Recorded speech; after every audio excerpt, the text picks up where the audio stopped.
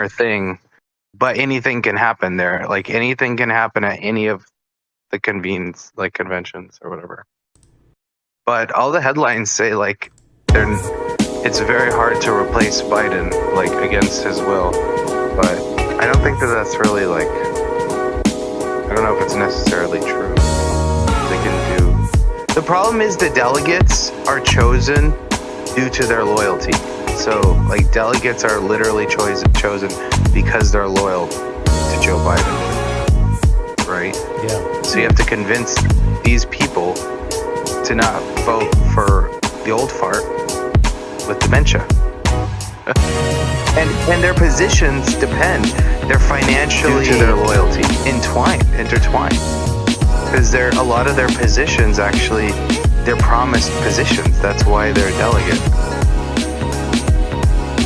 Hey, Jamie, we're live now, by the way. Jamie, but the bumper music is playing. Do you have, can we get a link for this specific voice channel, like the drown?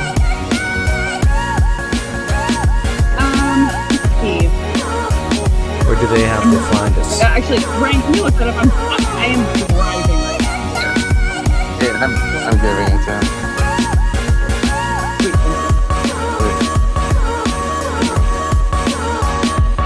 Ah, thank you. Let's see. Happy Independence Day. Hey, happy Independence Day. Yeah. How's it going? Really well. I'm trying to think. I've been a U.S. citizen for how long now? 1 year. Hang on. Is it a year and 4 months? Only one? Yeah.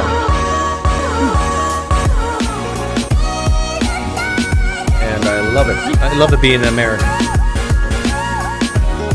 Got a little look at fireworks later?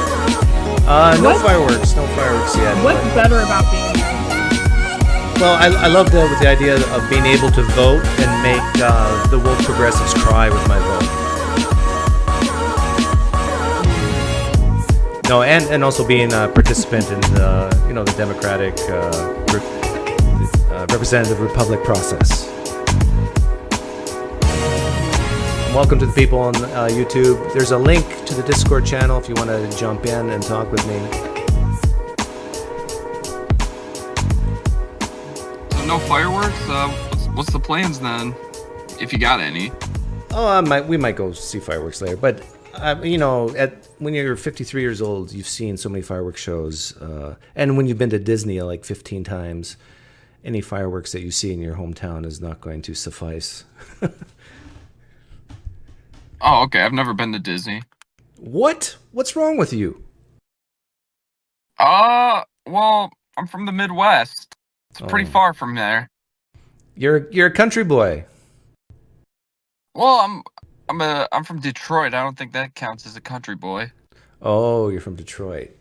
Yeah. See, I got to figure this out. Midwest includes Detroit by the Great Lakes? Yes. Yes, Michigan is a part of the Midwest. Okay, but if you look at the map, isn't Detroit on the east side of the center of the United States? Hang on, let me bring up Google Maps. Like, why do they call it Midwest? It should be Mideast. Because it was named back when it was named from an East perspective, I guess. Someone on the East Coast. It's like over there in the West. Yeah, see, it's not even close to the center of the United States. So we need to change the use of language. If the trans people can do it, we can do it too. So instead of Midwest, Detroit is the Mideast. I guess I should provide a Whereby link in case somebody wants to use Whereby instead of Discord. I want to know which gives one more pause. The fact that someone's never been to Disney or you've been 15 times. Sean, what are you doing here? I mean, 15 times, Doug? Well, unlike you, I've reproduced. Yeah, but still. Was that right? I guessed on that. You don't have kids? That excuse. Oh, I think we've talked about that before, but so Sarah's sister goes to Disney like 4 or 5 times a year. Like and it's problematic. But that's Who where does? she feels. Who goes 4 to 5 times a year? My partner's sister, Sarah's sister. Okay, why do you call is it your wife or your partner? This is Woke Thursday. Both. None of this partner business. It's so annoying. we don't have a marriage certificate. But Okay, but are you married in the eyes of the Lord? Oh, I mean, yeah. Aren't most couples? I thought maybe you were a good Christian boy. Maybe you were saving something for later. Oh, Jesus. See, you are a good Christian boy. You said Jesus. 15 times, huh, Doug? So the kids really At like least. Disney then. Yeah, but Goodness. but now they're older, so I haven't been there in a while, and I have no desire to go back. Actually, I do think Disneyland or Disney World would be a great place as an old person to go sit on the bench and die. Yes. Why die? No, wouldn't that be a great place to actually have your last breath? Now, it would be People good for the spread kids. their ashes there. Yeah, it would not be good for the kids, there. Daddy, what's that man doing? Oh, he's just dead.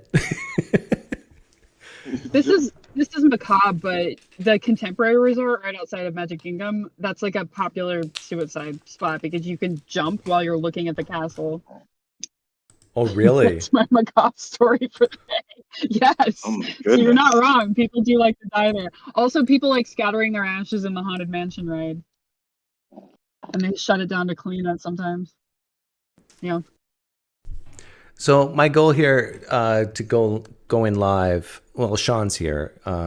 He's a woke left wing granola crunching tree hugging liberal.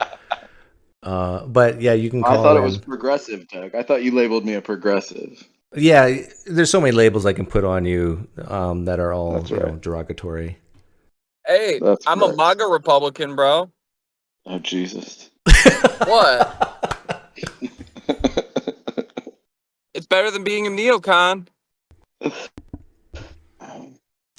Yeah, so maybe I should, Sean, you should practice your SE skills and ask this mega supporter some really thoughtful questions to get him to doubt his position. You want to try it? Or me? I don't know how long I actually have today, Doug. Yeah, now you bring out that. Okay. Oh, I'm just saying I don't know if I'll have to go. Can I ask Sarah you a question? Yeah, absolutely. Go ahead. Do you support Joe Biden? Oof. I'd say I support the administration more than I do Biden, and I don't believe Biden's the administration. Okay. But he's the commander in chief, though. Yeah, I don't put that much weight into the one person.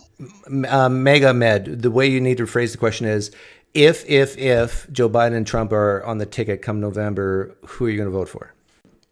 Okay. I thought I'd just ask a plain simple question, but Nothing simple with progressives. They're nuanced. They're holistic.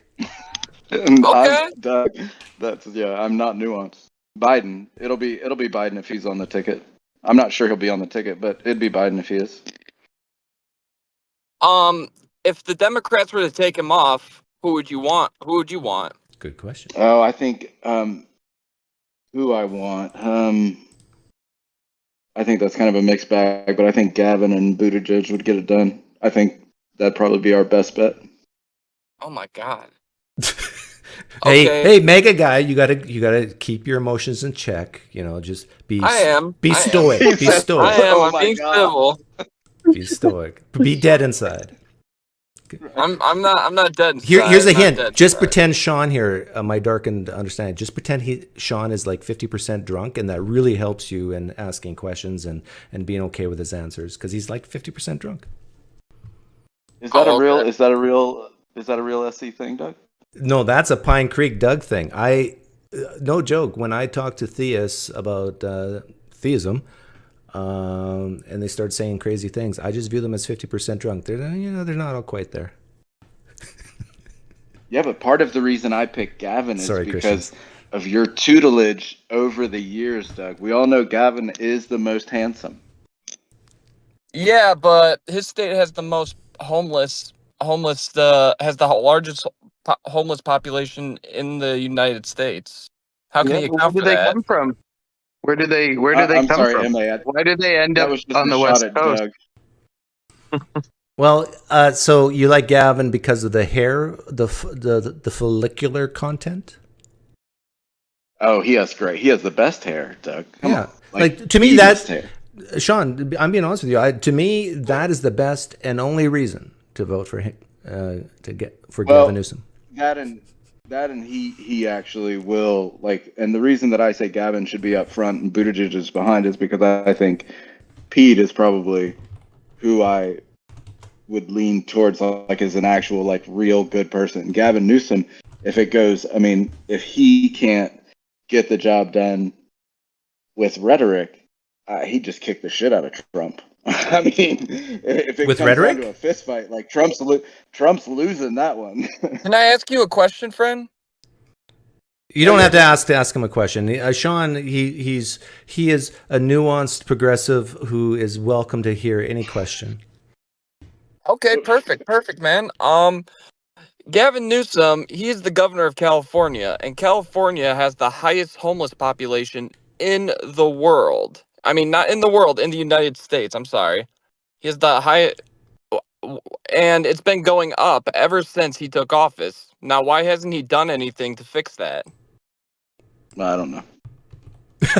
I love that answer, I Sean. can answer that.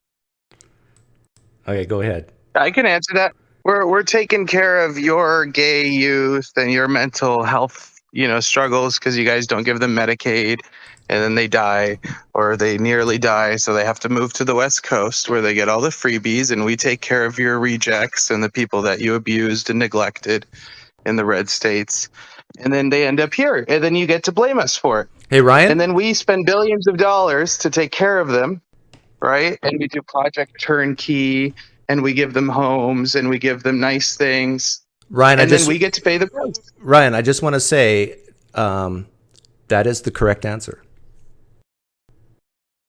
Thank you. How's that possible if a record number of people are moving out of California into red states? Yeah, that doesn't That's- track. No, those are the healthy people. Yeah, the healthy, the productive people are leaving California, and the unproductive people are entering California. People that don't want to pay a lot of tax, they move out. Yeah. That means that they have, income to pay taxes over. Yeah. Okay, but at the same time, the cost of living in California is 10 times the amount than any other state in the world.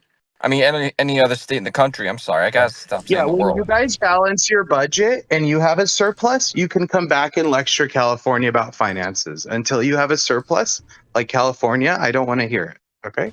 Someone just gave me an unbelievable amount of money, $1.99. Mason Dry asked, was Christopher Columbus just seeking asylum? That's a great question, a great point. But Christopher Columbus, I believe, was a very wealthy man, and I think is a good.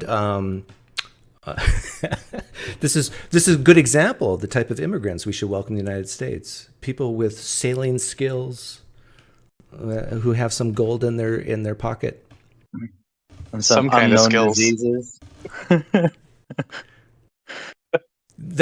I know there's a mega supporter in here. What's your first name? Magomed? Should I call you Magomed? Magomed Ankalaev. Yeah. It's a UFC fighter. If you're ever talking to your liberal progressive friends on the topic of immigration, ask them the question of who would you rather have, all else equal. Everything else is the same, but the only difference is that one immigrant has $5 million, the other immigrant has nothing. And ask them that question. And they don't like that question because it gets to their feel sorry for poor people. They want to bring in the needy. They don't want to bring in the financially independent. And Sean, let me ask you this. Are you still here? Yeah, he is. Are you listening? Yep. Okay. Yep. Is it better to be financially independent or financially dependent?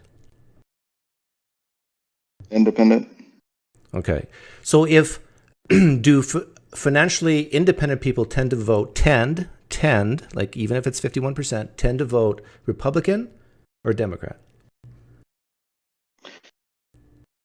I think in the past it's been Republican. I think it would be interesting to see that metric. Okay, so in the past it's been Republican. So what you're saying is, I think it has, yeah. I think it has. I don't know how good you are with logic since you're a woke progressive, but what you're saying is it's better to be a Republican. I think so. Just for everybody else in the room, I used to say that I lean right because I lean conservative or I lean right. That in the past 10 years has changed drastically. So Yeah. what I would consider why most I think I people know why it voted changed too. Republican and most people voted Republican in the past. I don't think that they're going to keep that. I don't think that keeps up. Now that doesn't say that I'm a Democrat. It just says that like it's turned into something much different than it used to be 10 years ago. That's the other reason I no longer use the word patriot. I don't use the word. There's a few that I don't use like I used to anymore. If that makes sense. Why don't you use the word patriot anymore? It's Independence Day, for goodness sake. So in the South, we've talked about this before, I think, Doug. In the South, patriot has taken on Oh, you don't want to be viewed as a racist. something. No, it had nothing to do with racism. It's the same guys that tout Civil War call themselves patriots, right? Like a little bit of the January 6th crowd calls themselves patriots. The guys that walk down the street with flak jackets and AR-15s and whatever other kit that they're sporting call themselves patriots, and I don't necessarily agree with that. Do you think the U.S. military personnel view themselves as patriots? A lot of my friends and a lot of family members and a lot of people that I know would absolutely, but they as well don't use the word the way that it's been used in the past because it's been adopted by so many people that are, in my opinion, really don't know what it means, or they've adopted a new version of it. Okay. Doug, can I ask you? Yeah. What is a non-patriot or an unpatriotic? But like what? I would think a good start for a non-patriot is someone who has a disdain for the country, our country. Mm-hmm. That would be a great start. Someone who thinks that our country is so fundamentally flawed that it has almost no redeeming qualities, that it's at its core racist, bigoted, homophobic, misogynistic, it's patriarchal, and that's bad, and it needs to be fundamentally changed from the inside out to a more egalitarian, socialistic / communist society. How's that? Well, that could be one instance, right? Like, I would agree with you, but maybe for someone else, like patriotism is like, we should have like a more socialistic America. We should care more about Well, all Americans. you asked about unpatriotic. Someone else, that might be patriotic for.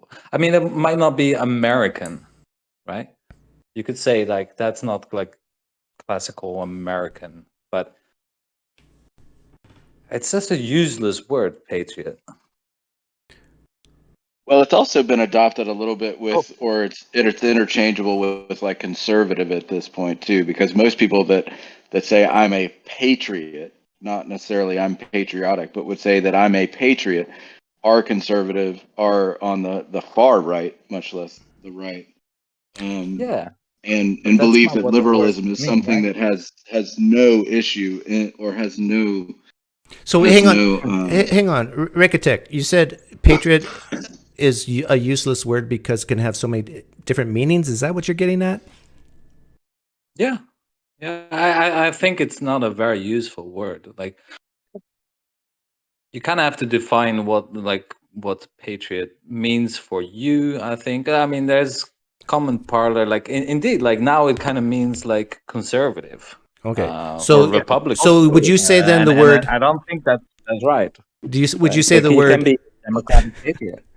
So would you say the word female is useless because it can have different meanings nowadays?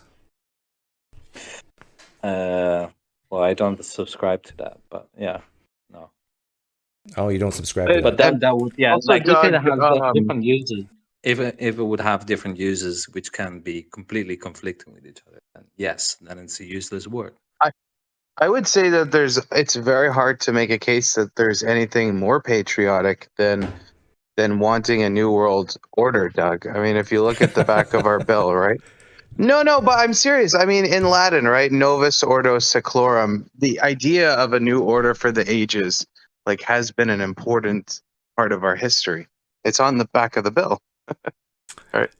And you're not going to start talking about the Masons, are you? No, I'm just making. I don't know if you know the history of that phrase, but It has to do with the Masons, right?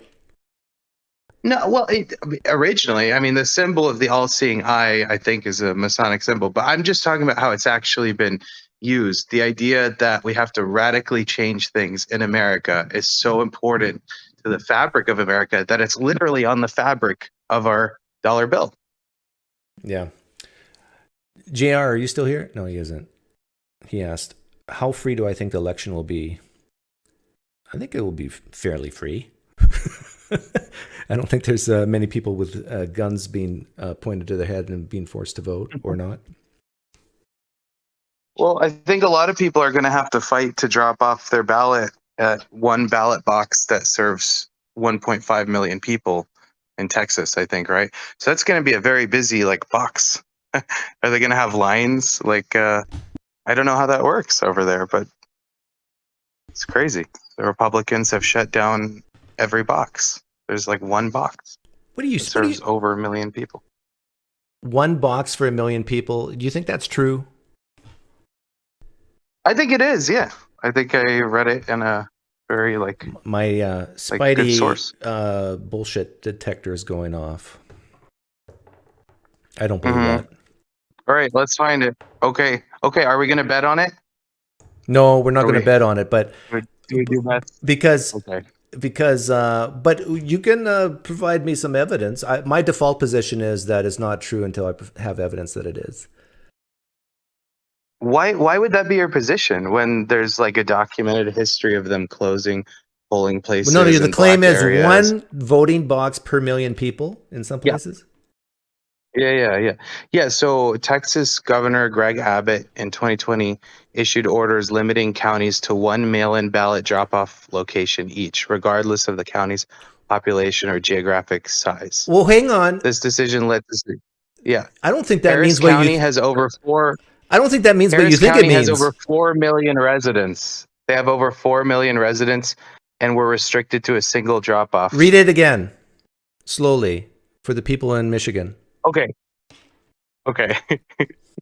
During the 2020 election, Texas Governor Greg Abbott issued orders limiting counties to one mail-in ballot drop-off location each, regardless of the county's population. Each? Well, hang on. Now, what do you think that sentence means? I don't think that means that there's only one drop box for every 1 million people or so. Yeah, it's for 4 million. You're right. Yeah, it's one site for 4 million people. Can you link what you're reading and put in the chat? I'll read that later. I don't think it means what you think it means. Okay. I mean, am I saying that there's one hole that they put it in? I don't know. I haven't seen pictures of it. But yeah, there's I would love to site for 4 million people. We could probably take Google Street very Views concerning. And maybe find. Yeah, but either way, the parking's going to be difficult. The point is, it's wrong. Whatever side of the aisle we're on, if it's the Democrats saying no ID, no voter ID because it's racist, that's stupid. And whether it's the Republicans purposely making black people in Georgia wait way longer to vote by closing their voting centers. Can't people vote ahead of time? Their voting centers. It's wrong. Can't people vote ahead They of time? could if they could get to the ballot box. If they could get to the drop-off box, I suppose. I guess they can mail it in. Well, yeah. So I'm really confused what you're saying here. You're making it sound like it's next to impossible for people to vote when they can actually put a stamp and go to their own mailbox and vote. I don't know if they're allowed to do that, to be honest. I don't.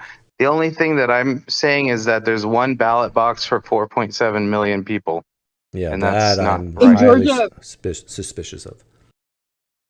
Okay, well, here's the link. I just read it to you. And now here's the source in the chat. Here you go. From, do you trust Forbes, or is Forbes okay? No, I like don't know. Forbes. Yeah, I like You like Forbes. Forbes? Okay, one ballot box for 4.7 million people. Trump judges reinstate Texas for Texas limit on drop-off locations. Yeah, it's wrong. It's wrong. It's not right. It's not right what the Democrats do. It's not right what the Republicans do. That's my opinion. There's a lot to criticize. Isn't that drop-off locations for mail-in ballots? That's not like voting day Yeah. casting your ballot. Yeah, that's correct. But One that's per still wrong. county, which has 4.7 million. Okay. It's wrong. Jamie, what were you gonna say? We could just say it's wrong. I mean, we don't have to defend things that are stupid. Okay, but this is over what type of time frame? Like this is like over months though, right? It's not like, so it's basically punishing the people who are slackers and who wait till last minute, because then you're going to have a long lineup. But if you're voting in a ballot box, mail-in voting, don't you have like, when does that start? In after July 30th or something? Mm-hmm. Yeah. So you got August, September, October, November. You got a little over 3 months to get in your car and go to this one box. So no, but I still agree with you. One is for a county that size is too little. If this is true. I am glad that you agree with me, and I appreciate that. But again, right. like you got 90 days to do it. Like, do you think, first of all, how many people, the 4.7 million, are going to do mail in, and then of those, like, they can just say, "Oh, I'm going to drive by that mail in box. If it's not busy that day, I'll go in." Like people have to, if you go to the DMV or the places that renew your do your emissions testing. In Arizona, we have emissions testing. You have to wait like anywhere from 15 to 45 minutes to get your emissions tested. I'm assuming that the drop-off box would be about the same. Maybe, but I think that would be an interesting point of further investigation. Like, has it been difficult? Has it depressed voting? And those are interesting questions. Well, I think that voting should be a little bit on the hard side. It should not be easy. Do you disagree? I don't know, to be honest. Like, I was surprised from the legal side, like what's actually permissible. Like any restriction on voting that isn't like racial in nature or another protected category is like allowed explicitly by the Supreme Court. So we could say only people with degrees, only people with a GPA of this much. I don't know, to be honest. I think I would just say that since they exist and they have to pay some kind of taxes, people should have a say very easily. But I don't know. I haven't thought too much about that. Well, what do you mean when you say it should be hard? And I'd like to hear what Jamie was going to say a minute ago, but also what do you mean by it should be harder, Doug? I think if it takes a little bit of work to do something, it shows that you care about it and value it in order to do it. And so if voting becomes so incredibly easy, where let's say someday in the future, it's so easy that you just press a button on your phone and you're done.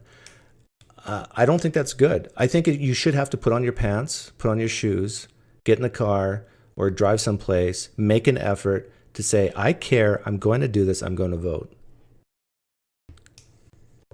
Yeah, the ballot harvesting and everything like that, it does seem like it's too easy. I don't know. I don't know that much about it, to be honest, but I've heard that it's now being used by both sides, like, the ballot harvesting. And I do think it should not be I don't know. I lean towards it should not be mail-in voting, that should not be allowed, that basically have a whole bunch of places. Like to Ryan's concerned, you should have like maybe one place per, 10,000 people or 5,000 people, whatever. And you have to drive there. You have to come with maybe 2 forms of ID, one with a picture, and you go in and then you vote. You prove that you're a U.S. citizen, then you vote. And if that disadvantages, if that is, what's the word they use, negatively affects a protected minority class, so be it. Disenfranchises. Disenfranchises. Yes, if they But feel Doug, that they can't afford ID. they can't They afford can't ID. afford ID. Yeah. Don't you need ID? I'm just I mean, trolling. yeah, I know you're trolling. But anyway, what was Jamie going to say? Jamie, oh, she's not here anymore, or she's here, but she's.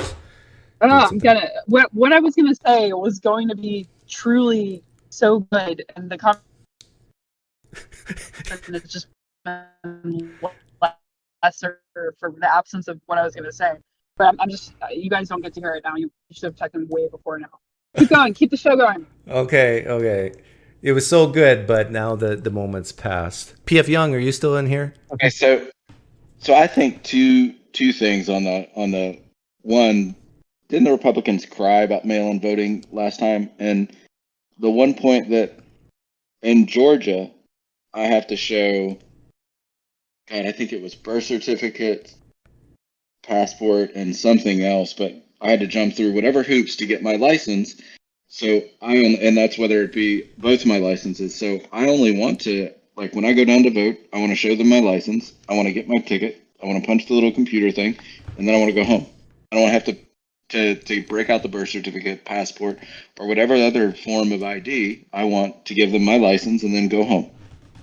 And so that's just, I disagree with multiple forms of ID. You don't want to stay there and intimidate the Republican voters? No, Doug, it would take way too long because that's pretty much 90% of who's going and voting up here. You want to intimidate Actually, the I don't know Republican if that's- voters with your hair. You got good hair, right? So you want to. Most Republicans are bald because they got so much testosterone. See, like you got lots of hair, so. Lots of hair. That's right. Well, my darkened understanding, you have to be 21 years old to buy a lighter in California and show ID. Do you feel that voting should have the same level of security as a lighter? Oh, are you serious? Yeah, I'm serious. Like about the light? You're serious about? I believe you should have to show ID to vote. That's just yeah. I mean, isn't that par for the course? Like, Yeah. we show the ID. I've had we to fill out our show- form. And Yeah. You're a but only conservative. one you're form, Sean. disgruntled, right? Ryan, I feel for you if you got to show an ID to buy a lighter. I mean, yeah, I don't necessarily agree Yeah. with that. But Sean, you're. Okay. I think. Sorry to butt in, Ryan, but I think Sean needs some marital or partner counseling because he's actually a conservative. I mean, this is why he's here. He likes me. He likes conservatives, but he's sleeping with this progressive liberal woman. So what? He needs help. I mean, she is a radical liberal. is she home? And when it comes to some issues, she's no. We're not. That's why I might have to go. No. Come on, bring her on here. No. She just had foot surgery and is sleeping. Oh, typical liberal with excuses. That's right, typical liberal. But again, I try not to use the moniker so much. But I had a friend that he's going to vote for. So a couple things. He'd never heard of Project 2025. So I guess that's one of the things that makes me weary of the Republican Party right now is the. Come on. No, look, Doug. I'm pro-choice. Absolutely. Universal health care is big for me. You're not pro-choice. You asked me this on Nathan's. I can prove it to you. God, I forgot the other one. Damn it. Oh, it was pro-choice. It was economy, pro-choice, and then healthcare. Okay, you ready for this, Sean? I'm going to ask you a trap question.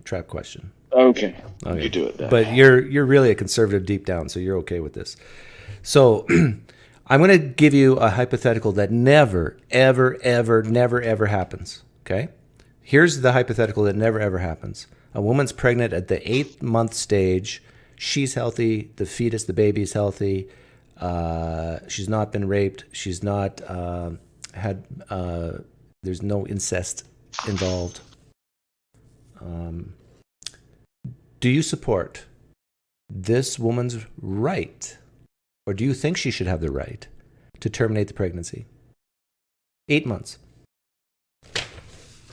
and everything else is like all viable. Like nothing. Everything's no endangerment viable. To her, no endangerment to the baby. None of the big three Yeah, exceptions. no, of course not. I think. Of course not. Honestly, they should. No, she should have it, and then they should take it away from her. What about the rights of the woman? It's her body, Sean. So, I do. Again, being pro-choice, I don't think means that we're, or at least when I think of pro-choice, it doesn't mean that I'm for like this late-stage ridiculous abortion. Right? I know like, it's ridiculous, isn't it? I think it's ridiculous to give a woman the choice at 8 months, isn't it? No. How often does this actually happen? Hey, Sean, this is what the progressives always do. And remember how I started this hypothetical thought experiment? I said this never, ever, right, I said, ever no, happens. I don't agree with. I said I don't agree with that. Right. Okay, so don't bring me this never happens, because I've already conceded that to you. So it never ever happens. But the reason why this is a difficult question and why Republicans bring it up and phrase it this way, and they need to do a better job at it. They need to prologue it like the way I did. Is because what you're saying is, hey, if you're a woman, you do not have the bodily autonomy at 8 months. You do not. Given this hypothetical, there's no incest, no rape, no life of the mother. You do not have the right. So take your bodily autonomy and shove it. So now, can you say that as a woke progressive? No, I think where I ultimately land is this. Like, I don't.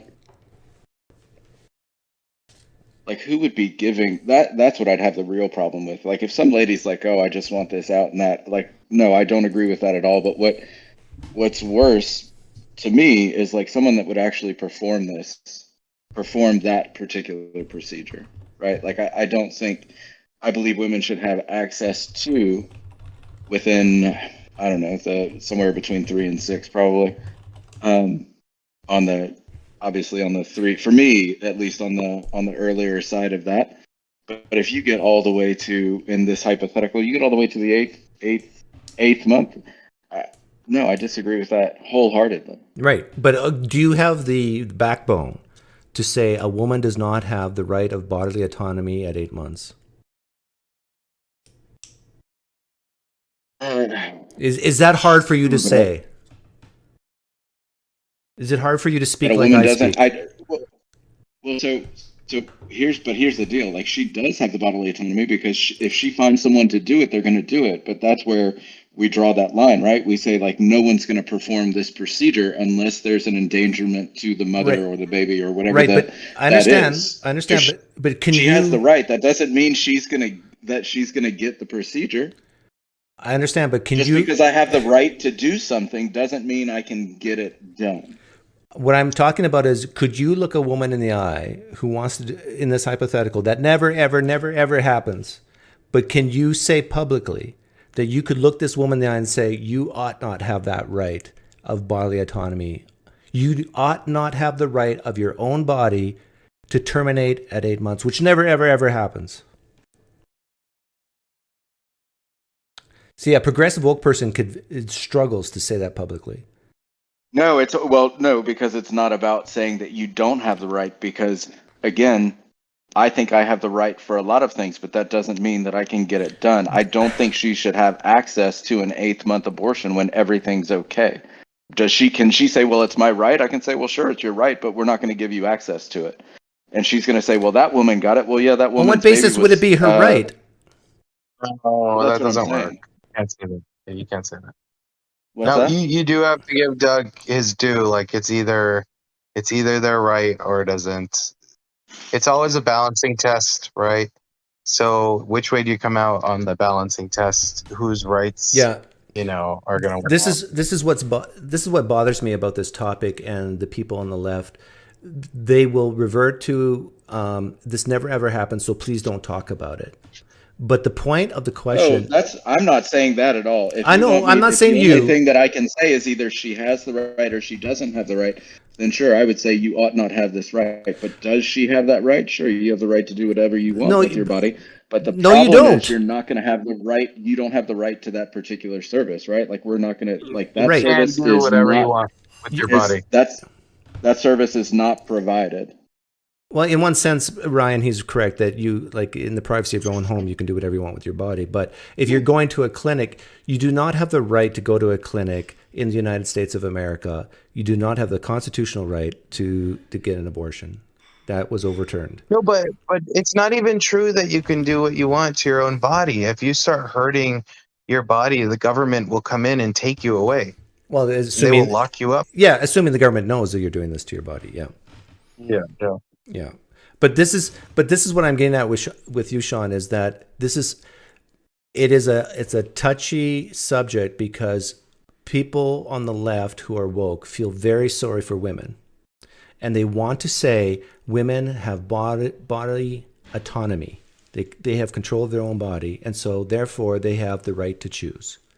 But when you ask them this 8-month hypothetical question, which never ever happens, then they get very uncomfortable because, Sean, I don't think you would have the guts to look a woman in the eye and give your opinion on what she should do or not do. No, my opinion is simply that, and I don't know how I can put it any other way. My opinion is she should not do this, and that my other opinion is that we should not provide this service.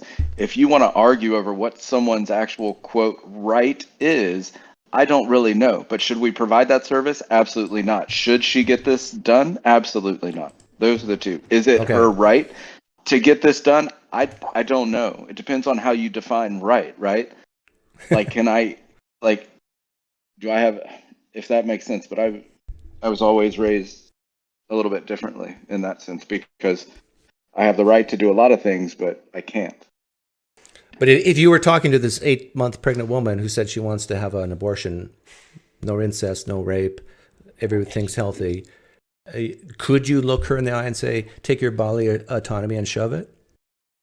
I just said that. I said, yeah, you shouldn't do this. Good. There's no reason to do this. This is good. Right. And for me, this is right, because if there's not some circumstance where she should have this done, which to me is endangerment of either the fetus or the mother or what have you, right? Then there's no reason. And but this is for me, this particular case would be a reason that we should offer better health care early on and better education early on, so women that get pregnant are able to make this decision much earlier than they hit the 8th month and go, oh shit, I don't want this baby anymore. Somebody get it out of me. Yeah, we got it. So yeah, or maybe they won't be pregnant, like in the Republican states where teen pregnancies are all-time highs. Right. So I think, Doug, that's where this leads. Is we should have better education and better healthcare, so this insane scenario isn't a thing. Well, I'm all for better education and better healthcare, but it's very simple, the type of education that needs to be told. You don't need like 12 credit hours like in apologetics. You just say there's different forms of sex and one form causes pregnancy. If you want to be 100% certain of not having this accidental pregnancy, have the other versions of sex.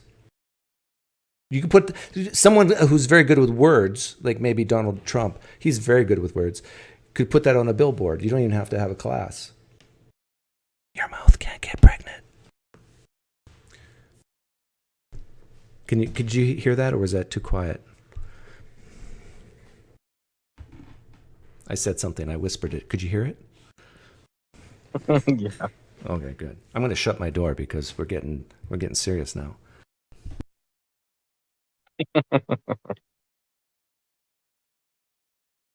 Doug, do you like that you have to be 21 years old to buy a lighter in California? Like, okay, I'm back. But I think the woke progressives would have more credibility if they basically said things like, no woman, you don't have the right to your body in certain circumstances. Just come out and say it like that. The conservative would say, hey, at least that's the step in the right direction. Oh, I got two people. I'm okay with saying an 8-month abortion is fine. You want to convince me otherwise? Actually, I got two people on Whereby who I want in. Yahweh Seeker and... how do I do this? Do I have to close Discord to talk to people on Whereby? I think so. Well, I don't have to, but if you guys talk, you're not gonna. Well, first of all, you're not gonna hear the people whereby. So We shall be quiet. But you know what? It's an interesting conversation we're having right here. So whoever's on Discord, sorry, whereby right now, just hang on a bit. So you said you're okay with Doug, is the right before you go to that, just real quick, is the right direction no abortion? No. In my opinion, no. Okay, well, you just said a step in the right direction, so I'm wondering what the direction ultimately What's is. the balance? 'Cause a lot of conservatives think it's no abortion. Right, and I disagree with a lot of conservatives. Like, so yeah, you know me. I'm different than the average bear. But someone here said that there would be okay with an 8-month abortion. Who was that? Yeah, that was me, Retrovo, or you can call me Jay. Okay. And you're asking me to try to convince you otherwise? Yeah, you seem to present that as a gotcha. Like you wouldn't say this is okay, right? Yeah, talking to them. Yeah, you're right. It is presented as a gotcha for people who are not psychopaths, and you could be a psychopath. So It could be. Are you a psychopath? No, not to my knowledge. Okay. Are you okay with killing babies in general? It depends on how you define baby, but if you like say A 1-month-old. You know, a 1-month-old, I'm not okay with killing a 1-month-old. Why? What's wrong with you? Why? Because it's otherwise perfectly healthy. There's no reason to. It's perfectly healthy. Okay. An 8-month in the fetus, perfectly healthy? It's okay to kill it? Gotcha. How long did that take? 60 seconds, Ryan? I'm okay with the abortion. Abortion doesn't necessarily lead to killing. Oh yeah, I hear this argument a lot now. Oh, we're equivocating on the word killing? No, so they're saying an abortion is a termination of the pregnancy, which means that if you can keep it alive and it stays alive, then that's good. We're going to do everything we can, but otherwise, it expires. It doesn't die. I mean, let's not pretend like I'm changing the definition of abortion. That is what an abortion is. Okay, let's review. You said it would be wrong to kill a baby 1 month old because it's perfectly healthy. Then I asked you about the 8-month in the womb, perfectly healthy. Is it okay to kill that? No, I don't think necessarily it's okay to kill that. Well, then what are we talking about? So basically, you asked me to try to push back against you with the idea of killing an 8-month in the womb is bad, right? So are we on the same page now? So what I'm saying is I'm okay with the mother deciding not to be carrying that child anymore. Okay, so you are the opposite of Sean, who's the best woke progressive in the world. You're against him. I didn't follow that. Yeah, Sean earlier said that he would say that to that woman, she should not have an abortion at 8 months. He would actually say that the rights of the baby would supersede her rights. Yeah, I'm paraphrasing.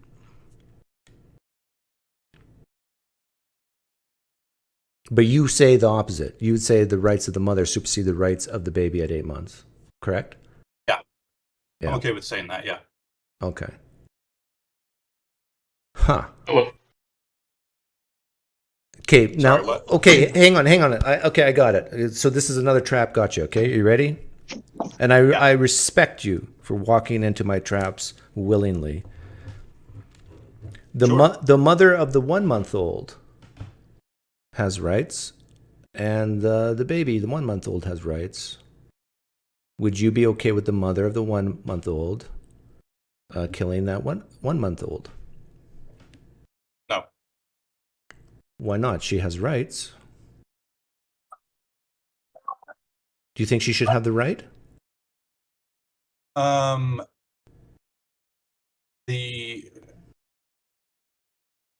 took another 60 seconds. to make me think about my position. That's why I come talk to you, Doug. I've had this conversation with other people, and they don't ever make me think about the position. So That's because they're stupid. You got to talk to smart people. I'm trying, man. The difference to me would be the rights that are being that are conflicting. So in the case of the 1-month-old and the mother, her I hate to use the buzzwords, but her bodily autonomy is not being conflicted there. What are you talking about? The 1-month-old probably needs breastfeeding. It doesn't necessarily have to be, but just sleep, like crying. The sleep deprivation of parents of 1-month-old is huge. It has that 1-month-old causes much bodily influence on the mother and the father, whether it's inside the womb or not. Oh, way more. Yeah. There's other things she can do. She can give that baby up. She can, there are safe places. She can drop the baby off, no questions asked. There are other options besides killing. And, hang on. There's other options other than killing? Would one of those options would be carry the 8 months to term and give birth? Would that be another option instead of killing? Hey, Doug, real quick, at 8 months, that's an option. Christians should hire me to do the abortion debates for them. Doug, I think at 8 months they can pretty much just deliver the baby. Yeah, they could just deliver the baby right there. Yeah. Sorry. Yeah, I'm fine with that. Sorry, But how can you say abortion? I'm sorry. Go ahead. I just got in, and I just want to know if this is a debate about late-term abortion. It's sort of. What's a Retrova? Or no, our sheriff was asking me to push back on him on the idea that it's bad to terminate the pregnancy at 8 months. And I wasn't saying that. No, that was me. Oh, sorry, Retrova, not our sheriff, Retrova. And so I did it, and I think we finished. I think we concluded this part of the conversation because it was just so obvious. You're taking a victory lap, even though my mind isn't changed. Well, that's because you're a stubborn psychopath. So Doug, Retrovo is saying that, like, I'm not a psychopath. Just deliver, I'm kidding. Right? So I think in the same way, at 8 months or 8.5, 9 months, you just deliver it. You just end the pregnancy. You wouldn't necessarily have to kill the baby. What is so hard? Like, I'm really not following. Why do you have to be a psychopath to think that that it's okay? We're talking about bodily autonomy, right? Yeah. No, we're not. Well, sort of. Some of it we were. Autonomy. Bodily autonomy is the stupidest argument But you know what they mean by that, Ryan. You know what they mean. I know. Talking about killing babies. I have the autonomy. They say I have the autonomy, bodily autonomy. You can't do anything with your body. That's fun. It's illegal. You can't punch people. You can't, trade your body for money. You can't just bodily autonomy doesn't exist. But Circus Flea. Maybe if we return the question to like what Doug was saying, right? Like he was saying that he can't find any men or any progressives that would be comfortable with saying that they'd be okay with an 8 month abortion, and I think there's at least 2 or 3 people on this call that we're okay with it. Okay, so and I don't think we're psychopaths. Okay, Doug, hold on. This is like assuming. Hang on a second. Hold on 1 second. What's the difference between an 8 month abortion and an 8 month delivery? Because you're hypothetical. Like, why wouldn't they just deliver the baby at 8 months rather than kill it? Right? Like, I mean, that's.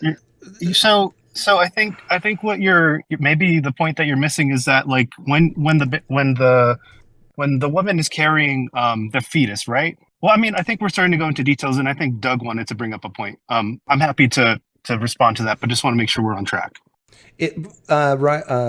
Jamie's gone. Ryan, do you know if I make myself visible here, does that limit the room to 25 people? Visible in what way? If I turn my camera on. Oh no, I don't. Shouldn't. I'll try to solve it if it does. Okay. It shouldn't. If it does, I'll buy like a There. thing Now to you guys can upgrade see me. the server. Okay, so Circus Flea came in here late.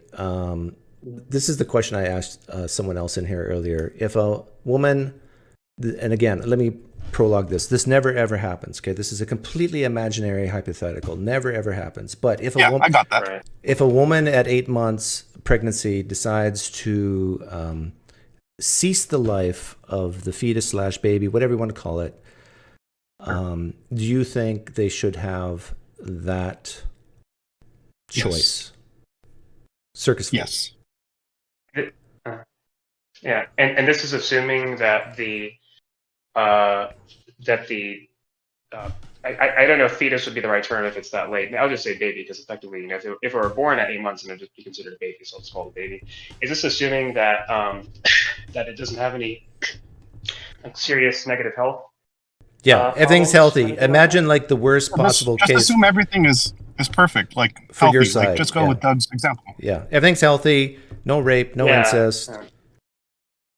You'd be okay with terminating. Yeah. Then I was. Okay, what about I would say that it would a be 1 wrong. month old? Would you be okay if the mother wanted to terminate the life of a 1 month old after birth? No, How about you, Circus not Flea? at all. Yeah, so I would say no in either situation. Okay. And I think I know. Well, Circus Flea, what is your reasoning for that?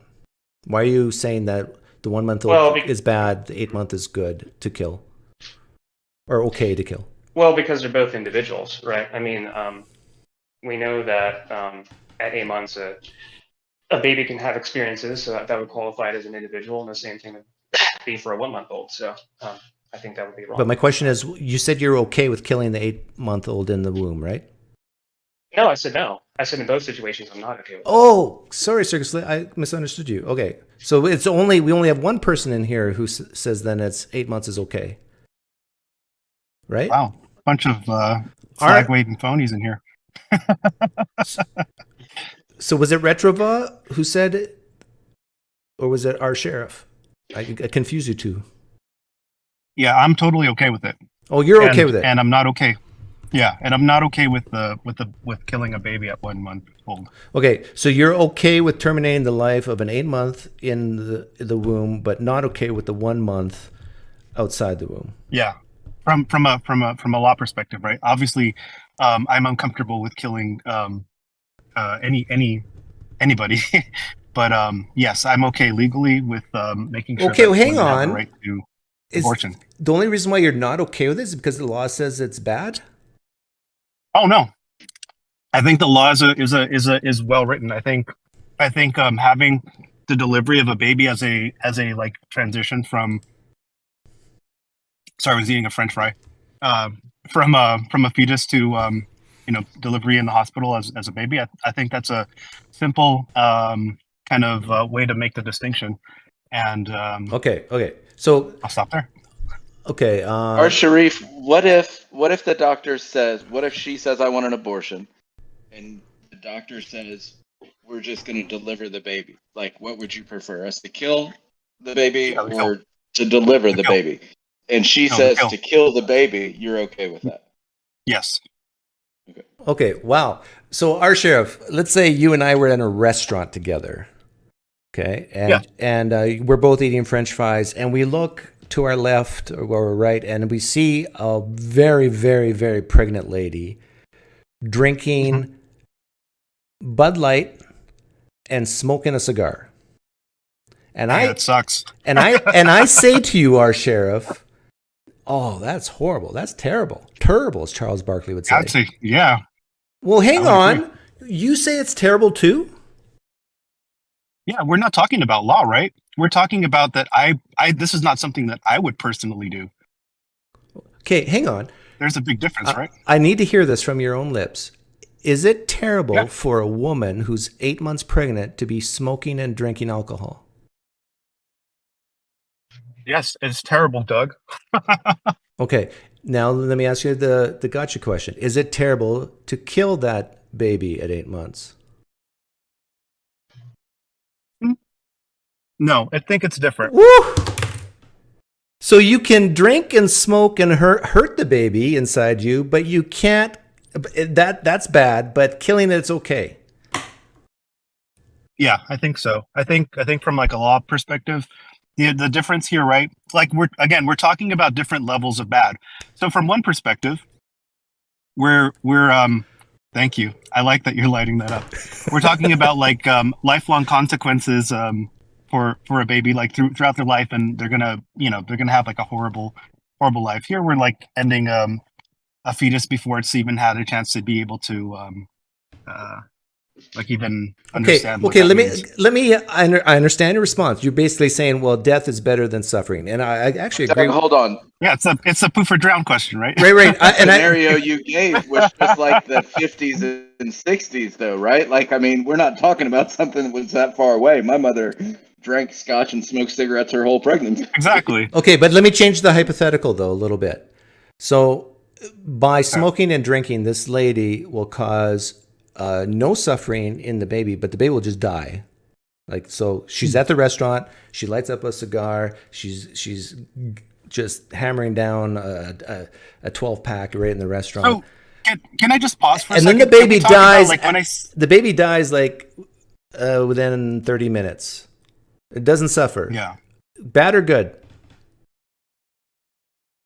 So okay, I'll say it's so bad or good what? Is it bad that the woman drank and smoked that led to the non-suffering death of the baby? No, it's good.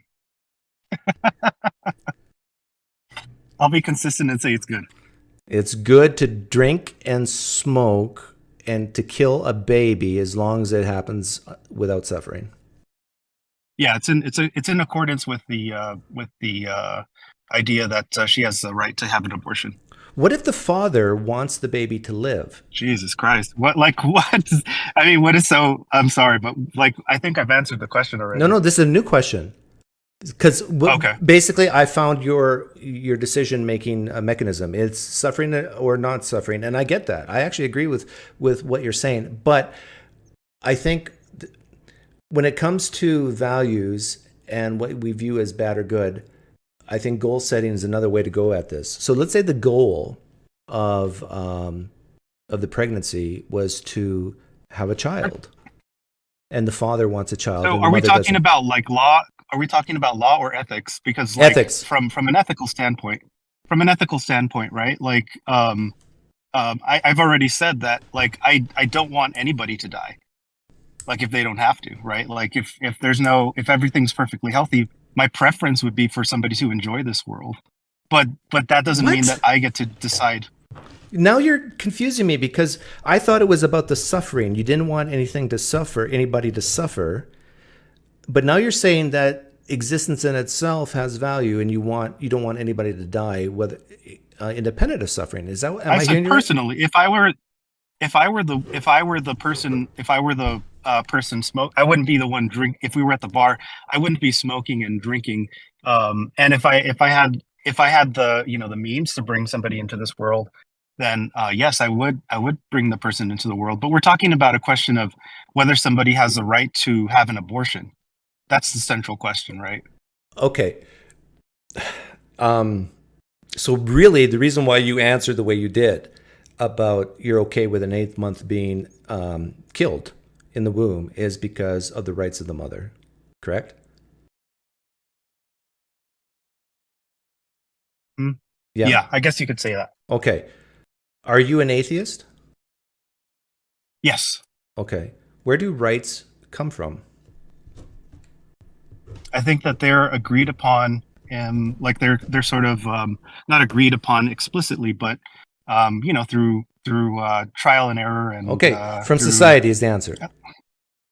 Exactly. Okay. Yeah. So if society says it's wrong to kill an 8-month, given that it's healthy and the mother's healthy, no incest, no rape. If society says that the woman does not have the right to end the life of that 8-month, you would go along with it then, right? Yeah.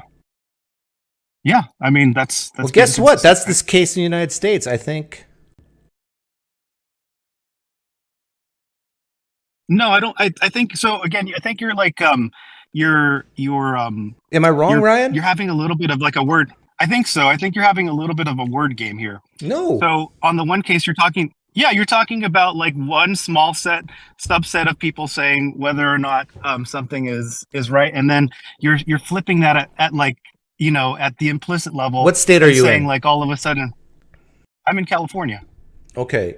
In the state of California, can a healthy mother, a healthy child, no rape, no incest, have an abortion at 8 months? I think so. Okay. Yeah. If you're wrong about that, would you change your answer? Then say, oh, no, it is bad then to kill an 8-month pregnancy. I don't know if maybe you missed this. Like, I don't know if you missed the subtlety, right? But I said that it doesn't have to be explicit, right? It's agreed upon by the community, right? So if the agreed upon community says that it's wrong to kill an 8-month pregnant woman, or the pregnancy, then you would say it's wrong. You would go with the flow.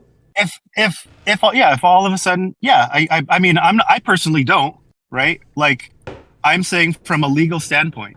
No, I'm talking not legal. I'm talking. Remember, we talked about rights, human rights, and I asked you where do human rights come from, and you said, as an atheist, human rights come from humans, society. Yeah, but I still have my own I'll have my personal views, right?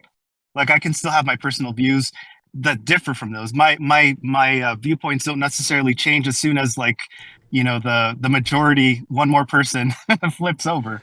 Then right? I asked you, is it wrong to kill an 8-month, given that scenario, 8-month baby in the womb? You said no. But then you said that if society says it is wrong, then you would say, yes, it is wrong too?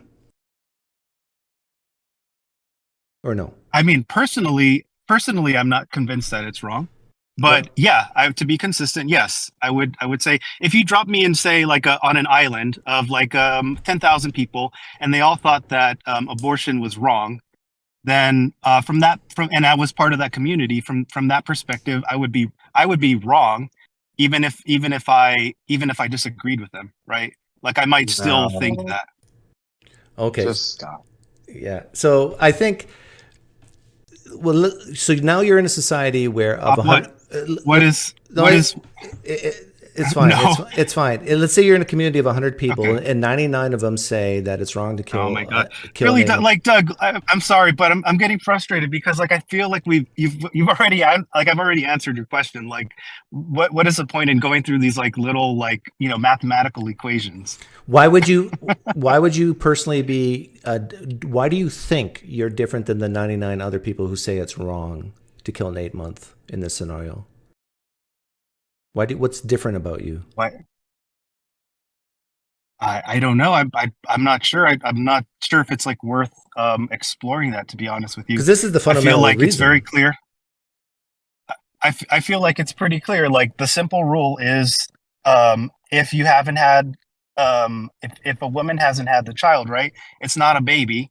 We think that killing a baby is wrong. And we, as a society, have agreed that giving mothers access to abortion is good.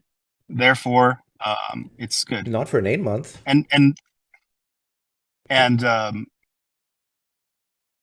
if you want to like try to like find like the the sort of gray areas and start to like like find exactly like where each individual like comes up with the decision, I think it's interesting for the individual, but I'm not sure if it's like worth I think your feel sorry for like really women is so sky high that it clouds your judgment. I don't feel sorry for women. You don't?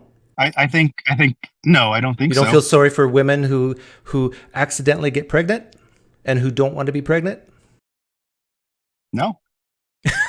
Doug, do you think if a woman chooses to kill the child, because I don't like to have an 8-month abortion to me is the same as killing it, because I think we can just deliver it.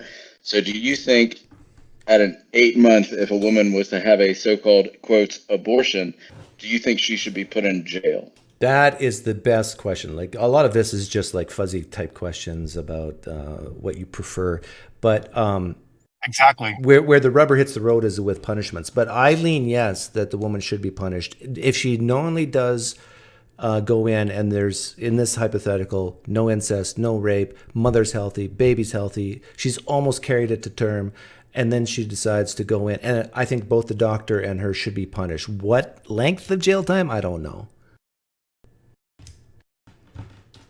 What length of jail time would a mother get for killing a 1-month-old or 1 week? Wait, is there? So if it's 8 months punishment, how far back until you would disagree with punishment? So like, yeah, I think there should be zero punishment for IVF clinics throwing embryos down the drain. Zero punishment. I would say zero punishment all the way up to maybe 15 weeks. I wonder if it would be worth like you doing the same thing you were talking about with me on the embryo question. Yeah, I think embryos do have value, but like it's above zero in value. But I think there's a huge difference between an embryo and an 8-month. Agreed? Sure, I agree with that. Okay. I totally agree with that. Yeah. But I think like if you'll find your same gray area though. Like at some point, like you're gonna have to make a rule. Yeah, the gray area is 10 to 15 you know, weeks. But this is why I said 8 months, because we're way outside like the gray area. Yeah, but what are you using to base that on? I was using birth as my rule. What is your rule for 10 to 15 months? Right. Consciousness, the development of a neurological system within the infant, the baby, the fetus. So, for example, if you don't have a brain, So then do you like hold? Yeah. So then do you hold like baby gorillas or like other things that have the similar like central nervous system, achievements? Like it would be wrong to kill those things. Say like a spider or something. Well, I'm a speciesist, so I basically value my own kind over other species. But yeah, I do think it would be to needlessly, senselessly kill other animals for fun. Yeah. Don't tell me this is going to shift to veganism now. Please don't tell me you're a vegan. Please don't tell me you're a vegan. Are you a vegan?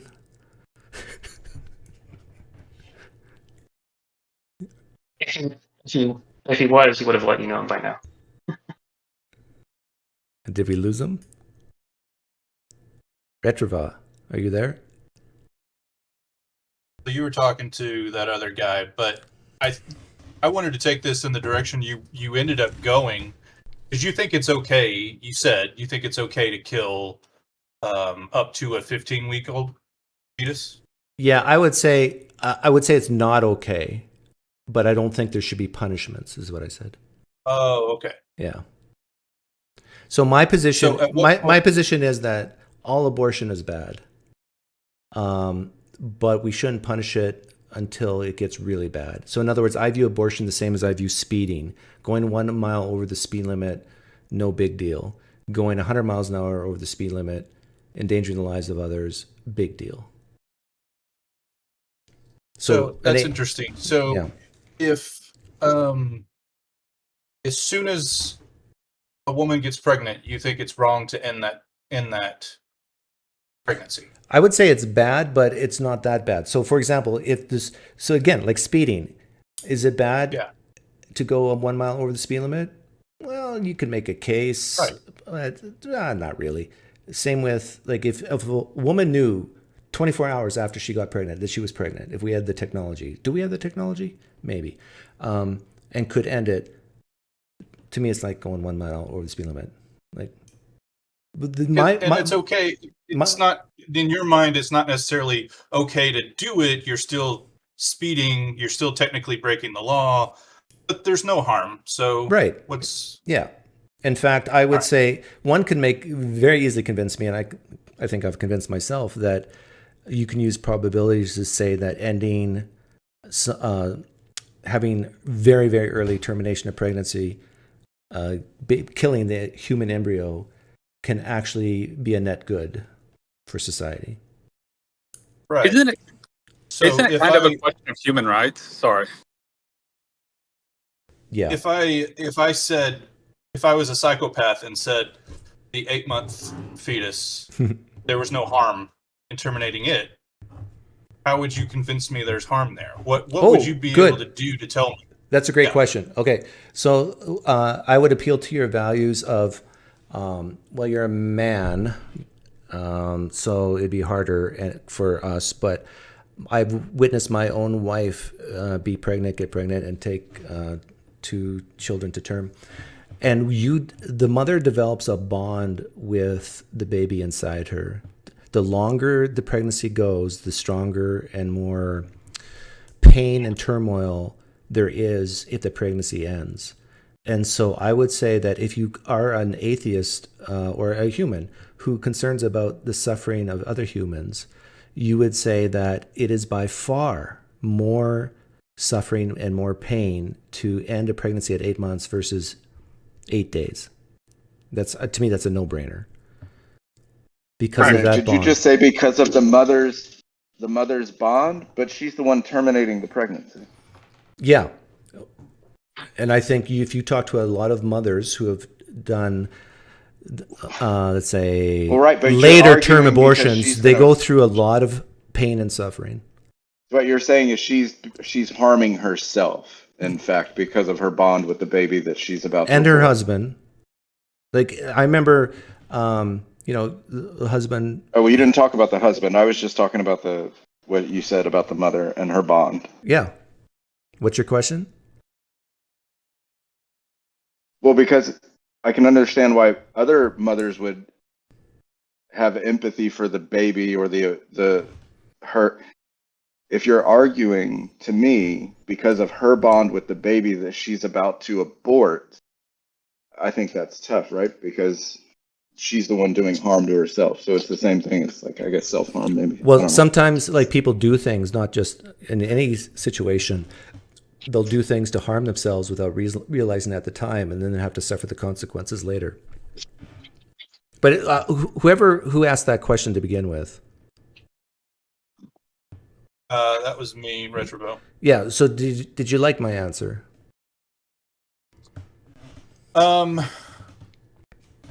It was adequate. I'll take that. I would say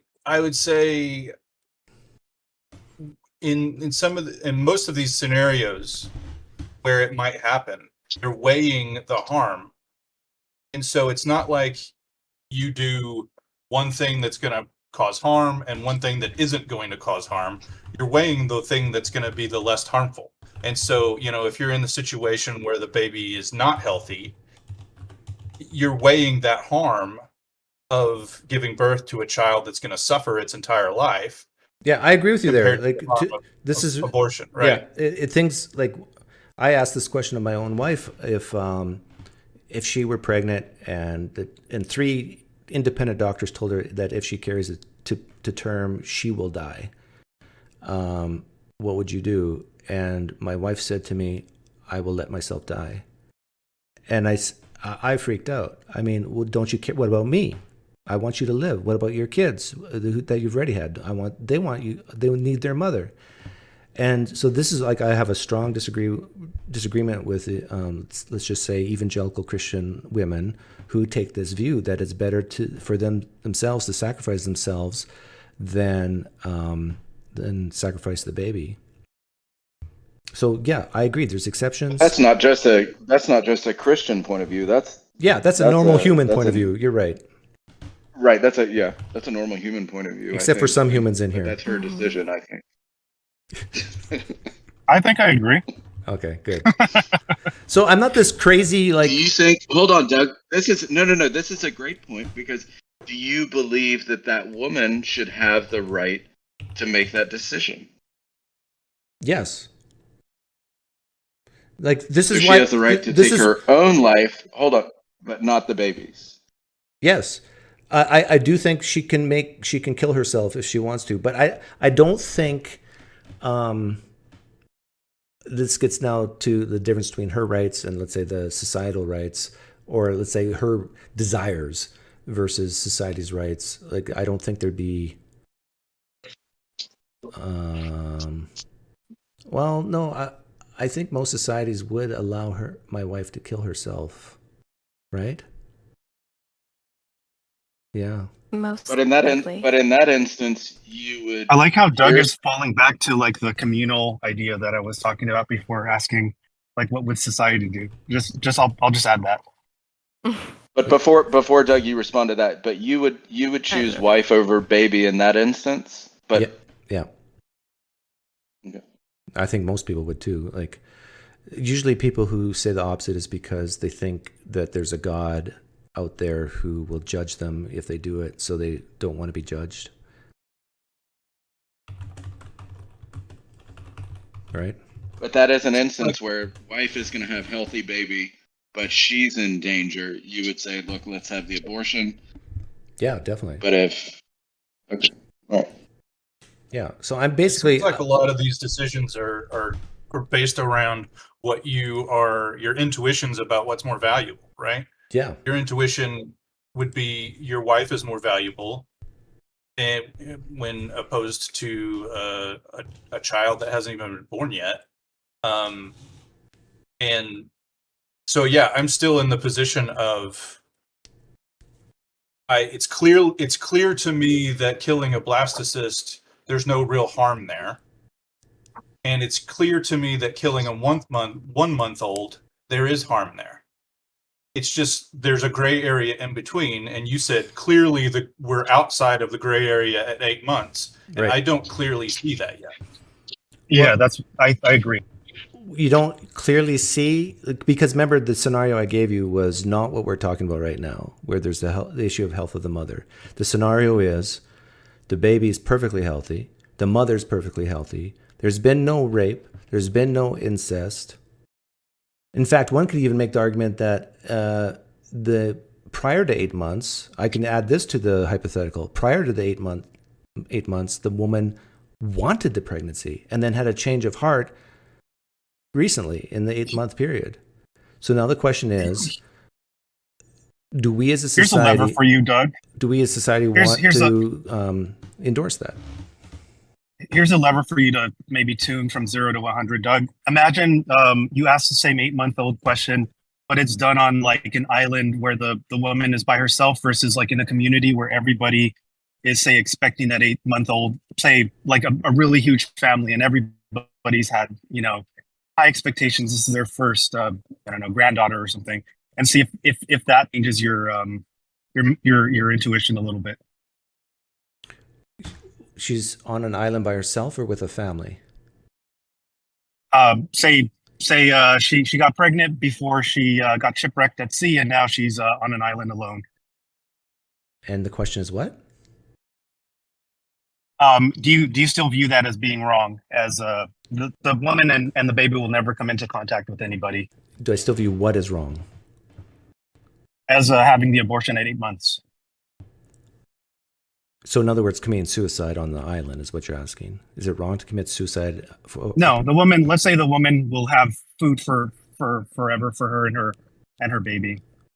Okay, so somehow she can have an abortion, but she can give herself an abortion and still be okay. Yes. Okay. I would if that tweaks your moral intuitions in any way. Yeah, my moral intuitions is if it were me, if I was female and that happened to me, I actually would have an abortion. You know why? Why? Because I think then it would lead to less suffering. I vote we either talk about the lies at the debate or you let vegan. Oh yeah, we can. Vicar. Actually, this is. Let's let vegan Vicar wants to talk to you. I think, Doug. Oh no! Anybody who puts vegan in their name is not good news. I vote for you either talk to vegan Vicar or we talk about the lies at the debate. But the abortion's just fucked. It's old. Yeah, let's move on. So vegan Vicar, did you want to ask me anything? I guess not. Okay, watch this. I think Trump lied during the debate. Now, is there anybody here who leans left or who's going to vote for Biden can say, I think Biden lied? Can you publicly say it? Yeah, but we can't tell if it's a lie or if it's dementia. That's the problem. There you go. That's it. Like I don't know if Biden was lying or he's just absolutely like he's gone, right? Where Trump, and I don't know if Trump he's got to knowingly lie, but there might be a side of Trump. He's so narcissistic and wrapped up in his own head. He actually thinks that he's done some of the shit he says, or that he's gotten. Okay, Sean, like, I'm going to ask you directly. Yeah. Do you? Vegan's on. Let's do it. Sean, Vegan, before we get to you, Sean, can you say, I'm going to ask you a question. I need a lean yes, lean no. Do you think Biden lied during the debate about anything, at least once? Oh, come on. That's no. Hold on. It's tough for me because I agree with Ryan. I think he was so far gone. If he said something that was not true, like one of the numbers was off, or he's done this, I don't think he was intentionally, like, there was no intention behind that. Okay. Right? You have to have intention to lie, do you not? Yes, I agree. But okay, let me change. Right. So your answer is it's not lying if he's completely out of it. Do you think Biden was completely out of it in 2020 when he was elected the first time? Oh no. In the first debate, no, I don't. Okay. Question: do you think Biden lied in the first debate? Lean yes, lean no. Sure. Sure? That's yes? Okay, thank you. Yes. Okay, vegan, the vegan vicar, what were you asking or saying? Thank you for answering, Sean.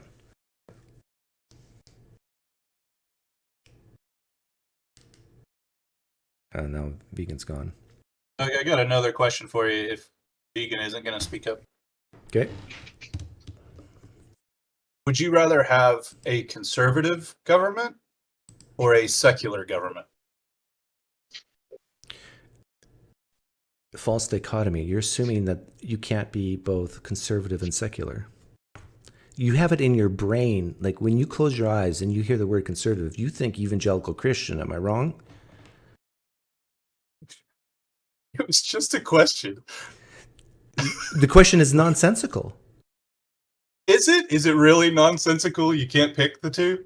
Yes, it's Okay, I'll show you it's nonsensical. Is it possible to be a secular conservative? Sure. Okay, now ask your question again. Would you rather have a conservative government or a secular government? Okay. What's the difference, Retrovote? You don't see the problem with your question after admitting that you can be both secular and conservative? I'm just asking, do you value conservatism more or do you value secularism more? See, right, but what's the difference? Yeah, what's the difference? In order for me to answer your question, I have to understand the terms you use. So, conservatism, the way I understand it in the low C, is just making small changes over time, right? Not making large sweeping changes to government. So, but how we use it today, and I'm sure everybody here will agree, the vast majority of conservatives are tied up in the evangelical right. I was right.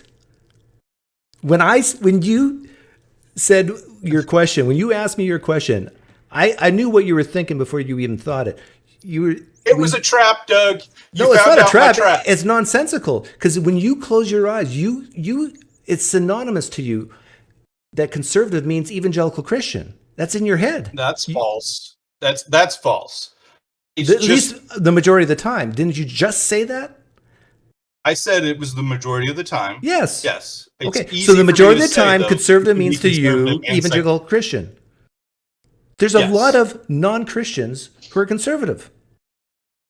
Not the majority, though. Right. But there's still a lot of conservatives all around the world even that have nothing to do with evangelical Christianity.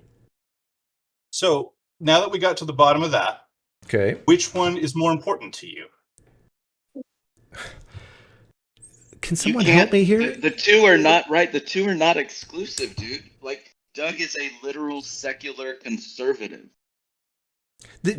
Your question is like asking me, would you rather be tall or wear red? I mean, it's something like that. That's a bad example, but you can wear red and be tall. I mean, but in America, when you vote conservative, the vast majority of them come with Christian nationalist values. Okay, I will just say this to move the conversation forwards. I'm going to answer your question even though I think it's nonsensical. Conservative, now what? Why do you why do you Why am I the way I am? Is that the question?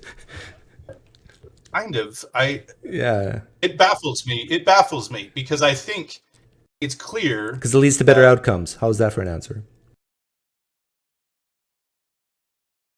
I believe that conservatism leads to better outcomes. Now, that being said, I've said this many times on my channel that we need progressives to push the envelope from time to time. But we need conservatives to rein bad progressive ideas in from time to time. But I think on the whole, especially when we look at things like reproduction and family values, in terms of, when I say family values, I mean a mom and a dad getting married, committing the white picket fence in the house, and then having kids that will be productive members of society, where the father's in the home, and it leads to the kids getting careers, paying taxes, being involved in the community and charities. That seems to work for a thriving society. all right, I understand that answer. You know, Doug, I thought of this the other day. My stepfather's a big proponent of like, no, the churches and charity, and they should take care of that. So, right? So just to give you an idea, he's on your side with like, that's how they should take care of it. Yeah. However, he doesn't tithe. He doesn't go to church. He doesn't donate to any of these charities. And I have a good, I think, I believe there's several conservatives. Maybe, is he poor? No, not at all. Okay. I think there are several conservatives out there that believe the churches should take care of it, but they don't donate to the church. They don't tithe. Does he pay taxes? Oh, yeah, absolutely. Okay. But he believes that, right, the charities... From the progressive point of view, your dad's doing the right thing. We should... I had a progressive tell me the other day that the federal government does a better job of helping the poor than charities. And he's not a progressive. He's a conservative. I know. My point being is that he doesn't donate. So how is he's donating to the government through taxation is my point. Right, but so I believe that we pay taxes, so we should have better programs through the government. You say that churches should take care of this, charities should take care of these social programs, not the government. No, I've never said that. Oh. Never, so ever have I said that. So who do you, when you say charities and churches should take care of, what are you talking about? I have a hierarchy of helps. So I say that, let's say... Government last. Yes, that doesn't mean no government. Right? Well, right, but my point being, if people are saying, hey, I agree with you, Doug, but they don't donate to charity, they don't tithe, they don't do any of these things, they're not paying into the system they believe that should be helping the poor. Let's just use poor as an example, right? So you, when you say government last, what charities do you donate to that are helping these people before the government's the fallback? St. Jude's and Ronald McDonald House. That may mean too. Yeah, I think there are more people like myself. Plus, I pay a boatload in taxes. I probably pay more in federal income tax than most people make as a gross salary. And that's very good, Doug, because history shows that the economy outperforms under Democrats. Oh, so yeah, I saw that link. Now do unemployment. and again, No. But isn't that, Ryan, am I wrong? Because that's typically, if you look at it over the arching, the economy does better when Democrats are in office versus the Republicans. And point in case, we are doing much better than we have in a while, right? The economy's not as bad as the media would like you to think it is. Yeah, I think it's hard to make, causal assertions because, like, when the president's in power, yes. then sometimes the opposite power is in Congress and things like that. I just wanted to use it because it was a weapon. But if you're on the left and you've ever uttered the phrase, but so and so inherited X from the prior administration, then the stuff that you just posted, Ryan, loses value very quickly, because if you say stock market outperforms under Democratic governments, why couldn't someone say, well, that's because of the prior administration? There's always a lag effect.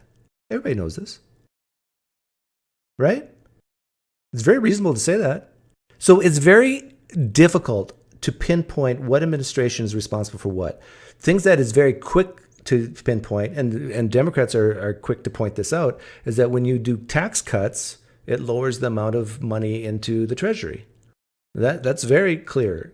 So tax cuts, yes, but things like unemployment and GDP, I mean, the presidential administrations get far too much credit and far too much blame for what happens in an economy. It is so case in so point, so Donald complicated. Trump. They say Donald Trump is going to fix everything that's wrong with this economy. That's false. In fact, I've said this publicly too on one of my live streams. Was it last time or the time before? I do not expect Trump, if he wins. I actually think nothing but bad things for the economy. But it's probably outside of his control. Like, we're getting to the point where our deficit, the interest that we pay on our debt, is $1.5 trillion a year. I mean, and even if they start lowering interest rates, that's still, again, going to be a lag effect because of the distribution of the debt payments that we have. I mean, I do not wish, I would never want that job, because if the economy goes to the pits in the next 4 years, whoever's president is going to take the blame, whether they deserve it or not. No. You think Trump would take? Hold on. All right. So this genuinely, I believe that if Trump wins and goes into office and the economy tanks and just like everything starts to fall apart, they will blame it on the Democrats.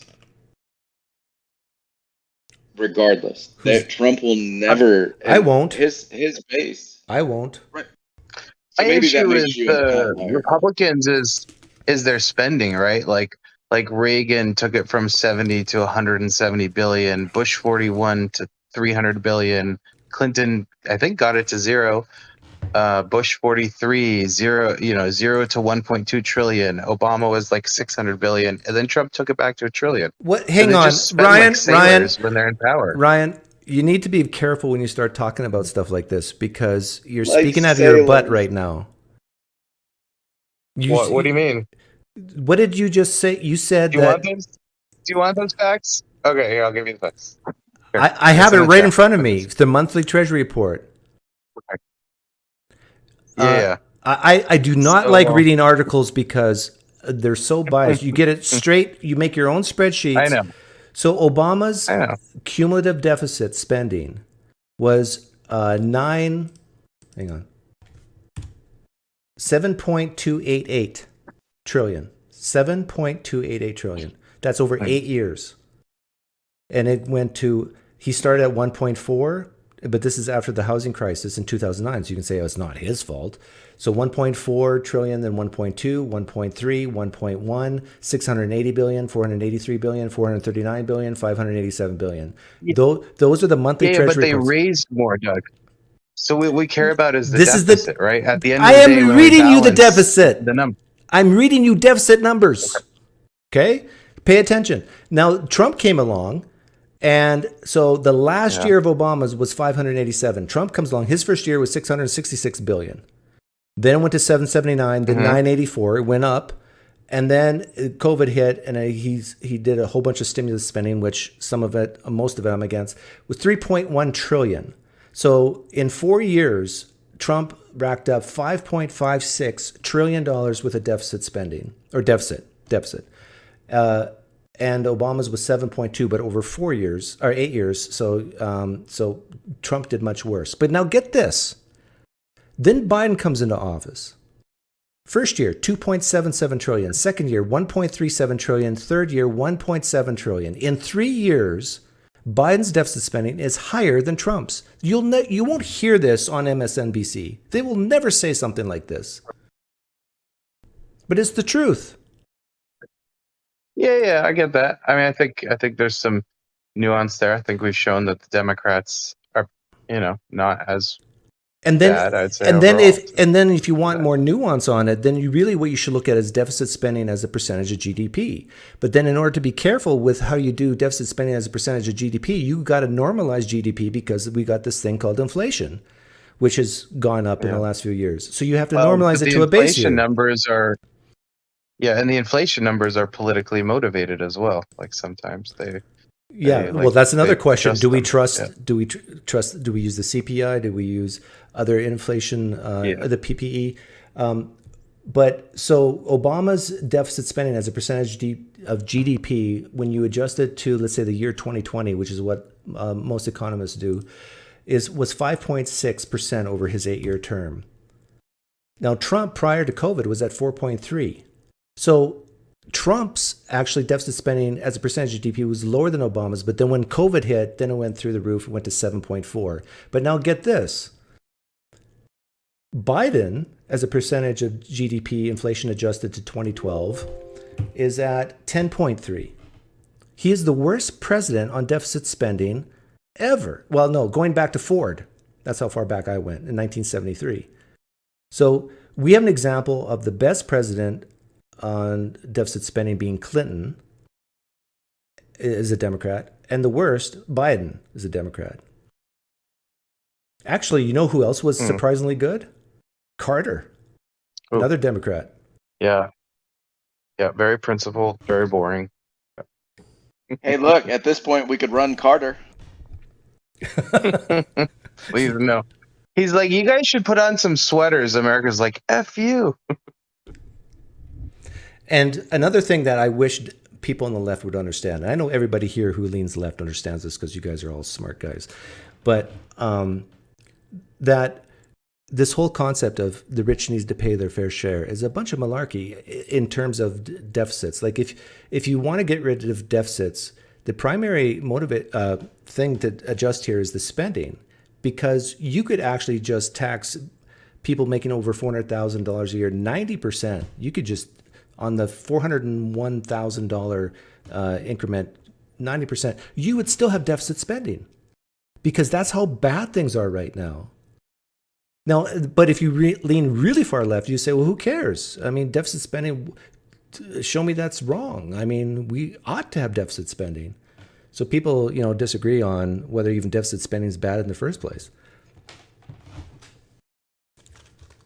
Yeah, and whether, I guess, it has like a bad long-term effect. And I certainly don't want us to turn into Greece, I mean, that's bad, right? What would you cut spending on, Doug?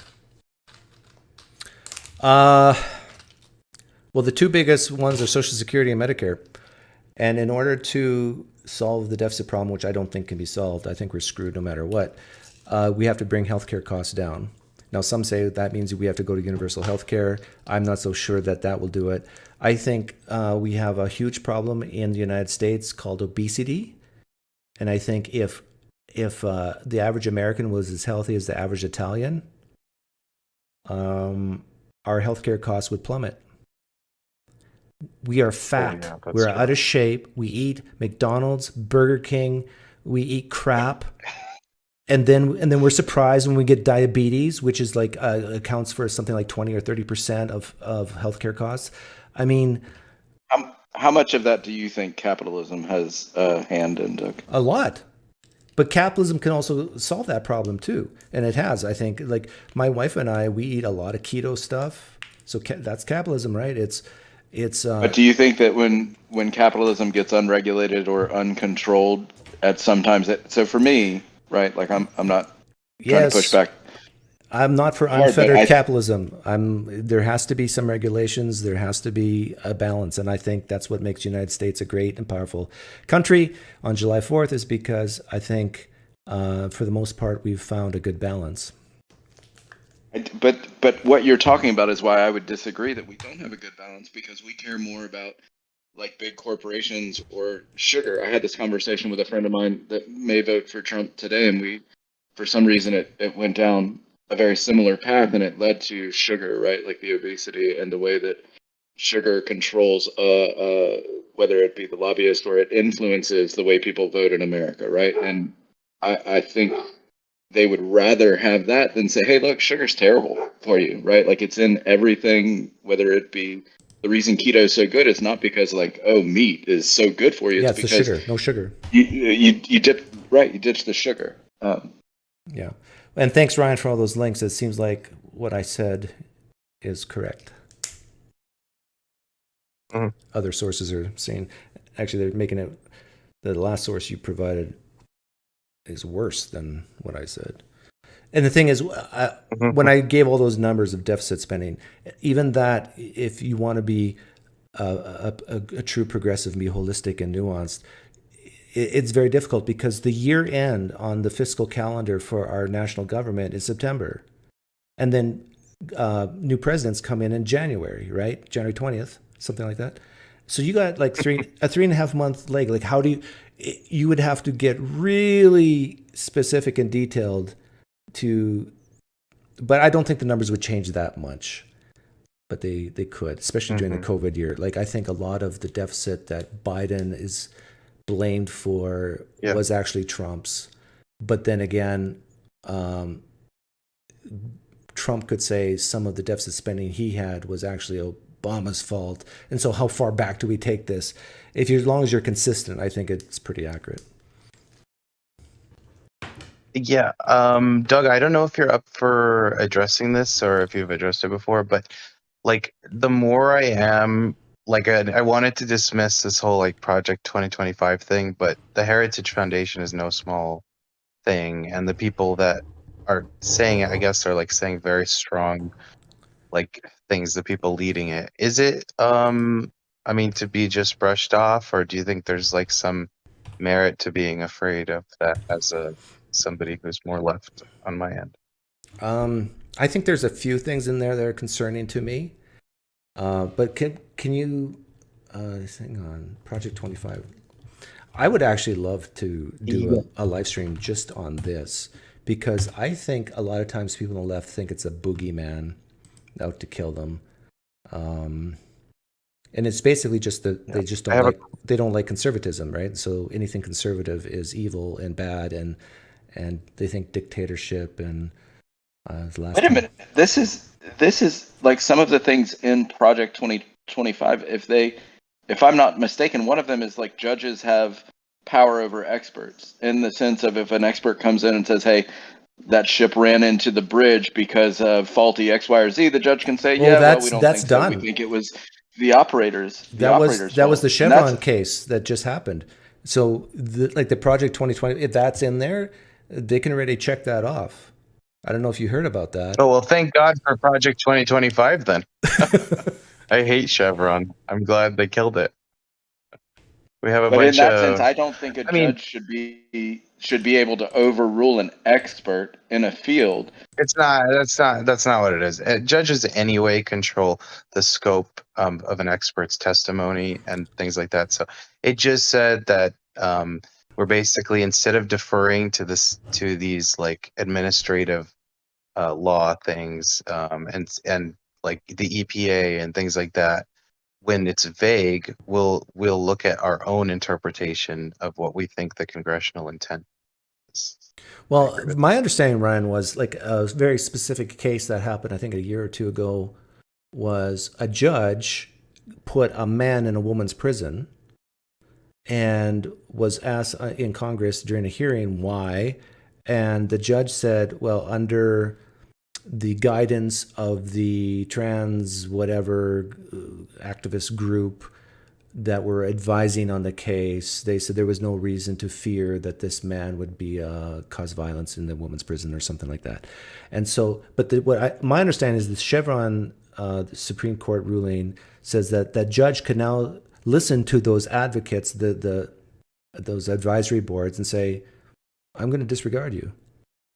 Like, I'm going to go with my That's not it. That may be one like interpretation. Yeah. No, I'm not saying, I don't want to say it isn't. Typically, though, what these are is that we have a bunch of like laws, and then somebody has to interpret them and issue these rulings, kind of thing, administrative rulings. So they say, okay, this statute is interpreted under, say, one example, it would be like the EPA issuing these rules. And so they say, okay, I think one example was the healthy neighbor or responsible neighbor policy, which was like if your air was polluting the neighboring state or whatever, you have to like, stop it. And that was like ruled.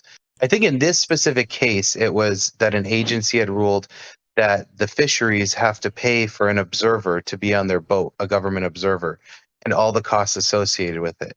And none of that's in law. It's just like in the law, it'll just say like companies have to be responsible for, something very general. And then these agencies issue all these rulings. And under the Chevron doctrine, they always deferred to the agency, always. They said, we don't have the expertise. We're judges. We don't know anything about fishing. But the problem is that these agencies just went crazy. I mean, it's like they control everything. And you can't fight them. You go into to fight them and you lose every single time. Just like the universities. What percent of cases in the university when the student fights do they win? Less than 1%. I mean, Okay. So. Well, I think I'm going to leave Discord. I'm going to stay live for a bit, and because there's probably some whereby people who want to come in, give them opportunity. So we'll see you guys. Thanks for talking. Sweet. You guys can still hang out here. I'm just leaving. So the whereby link, I know there was a couple people who wanted on, so I will take you now if you're still here.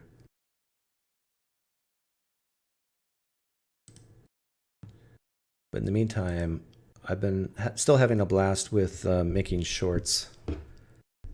2.6 million views on the shocking ending to the Trump-Biden debate. 1.6 million views on Nancy Pelosi taking responsibility for not having the National Guard. Oh, I've been in so many arguments on that one, where Nancy Pelosi basically admits to responsibility. And then the Capitol Police answer to Nancy Pelosi, the Speaker of the House, and Mitch McConnell, the head of the Senate, on these things. So if they really wanted the National Guard there, they would have been there. Now, there's lots of blame to go around, but that short got a lot of traction. Why people laugh at trans activists, 1.6 million views. Seeking asylum, do it the legal way with Alexandria Cortez. What's her middle name? AOC. What's the O?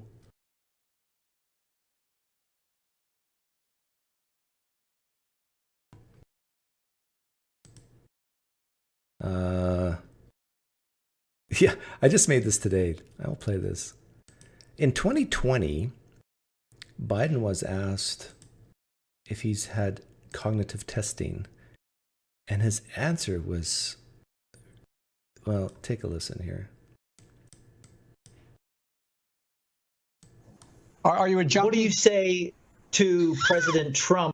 What kind of response is that? That is so good. Specifically, have you taken a cognitive test? No, I haven't taken a test. Why the hell would I take a test? Come on, man. That's like saying before you got in this program, you take a test where you're taking cocaine or not. What do you think, huh? Are you a junkie? What do you say to President Trump? What kind of response? I'm trying to understand. It's hard to understand crazy people. I think Biden was saying it's silly to ask the President of the United States to take a cognitive test because that'd be like asking a junkie to take a drug test. Of course the junkie is on drugs. Of course the President of the United States is cognitively there. I think that's what he was trying to say. But I disagree with him. I think, you don't make that assumption. Just because you're President of the United States doesn't mean you're cognitively there. Come on, man. Oh, only how many views? I made a very, I wasn't sure if I could say the word vagina on a title, but I used the word vagina. Boys have penises, girls have vaginas. That's what I was taught. But let's see. rude. It is simply the fact that Kamala was a diversity hire, because Joe Biden said he wanted a black woman as his running mate. That means that instead of being able to choose from all of the talent in America, he could only choose from the talent within 7% of the population in America.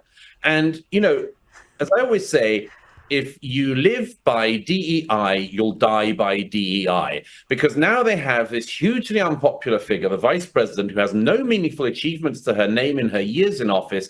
Everything she's been tasked with, like the border, has not got better under her management, far from it. And here you have this person who they cannot pass over because of their own rules that they have invented and decided to play by. You know, it's not rude. It is simply the fact. Yeah, it's a real issue for the Democratic Party because they'll make a lot of people upset within their own party if they say Kamala is out and we're going to put somebody else in. So, 1, 2 test. Why is my volume low? Is my volume low? Check 1, 2. Check 1, 2. Is that better? That's a little too much. Trump said something that a lot of people thought was very racist during the debate. He used the phrase, the black jobs, I think.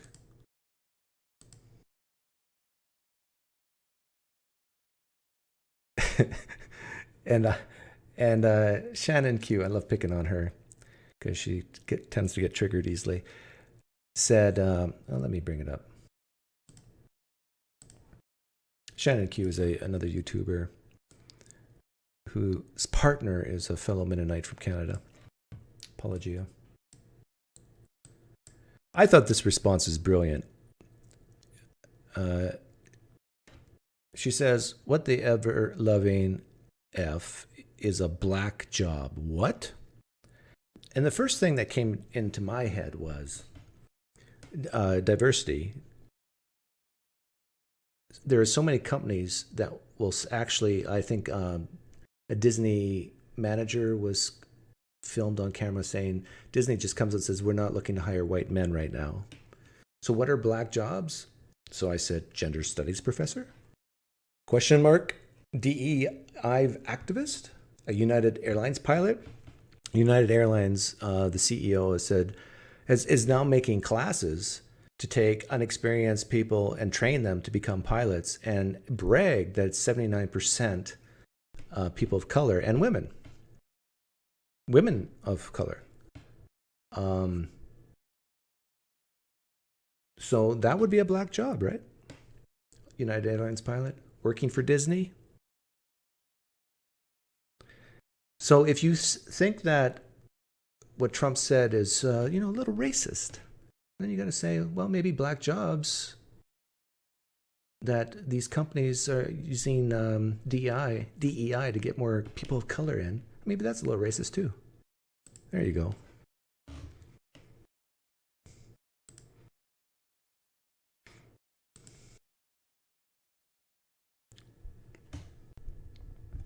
But yeah, Douglas Murray here makes a great point, in my opinion,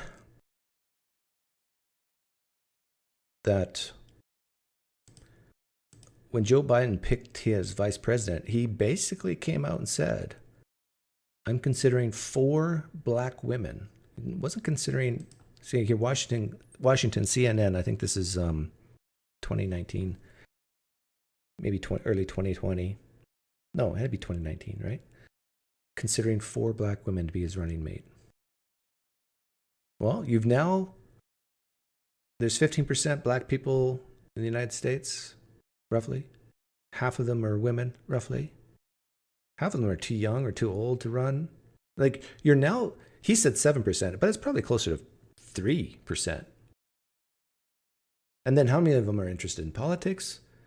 I mean, you're now scrounging, and I guess Biden managed to scrounge to find 4.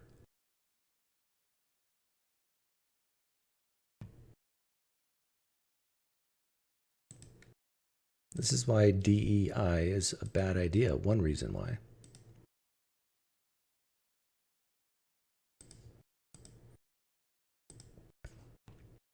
Remember, you can call in if you want to. This is Woke Thursday. I especially would love to talk to people who lean far left. If you're a classical liberal, I have no problem with you. If you're a far left woke person, I don't have a problem with you because you bring me great joy and entertainment.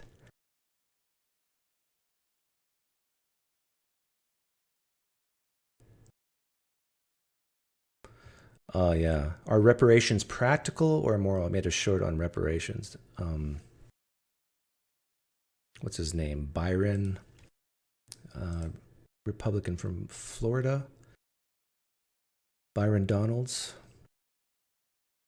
He was asked if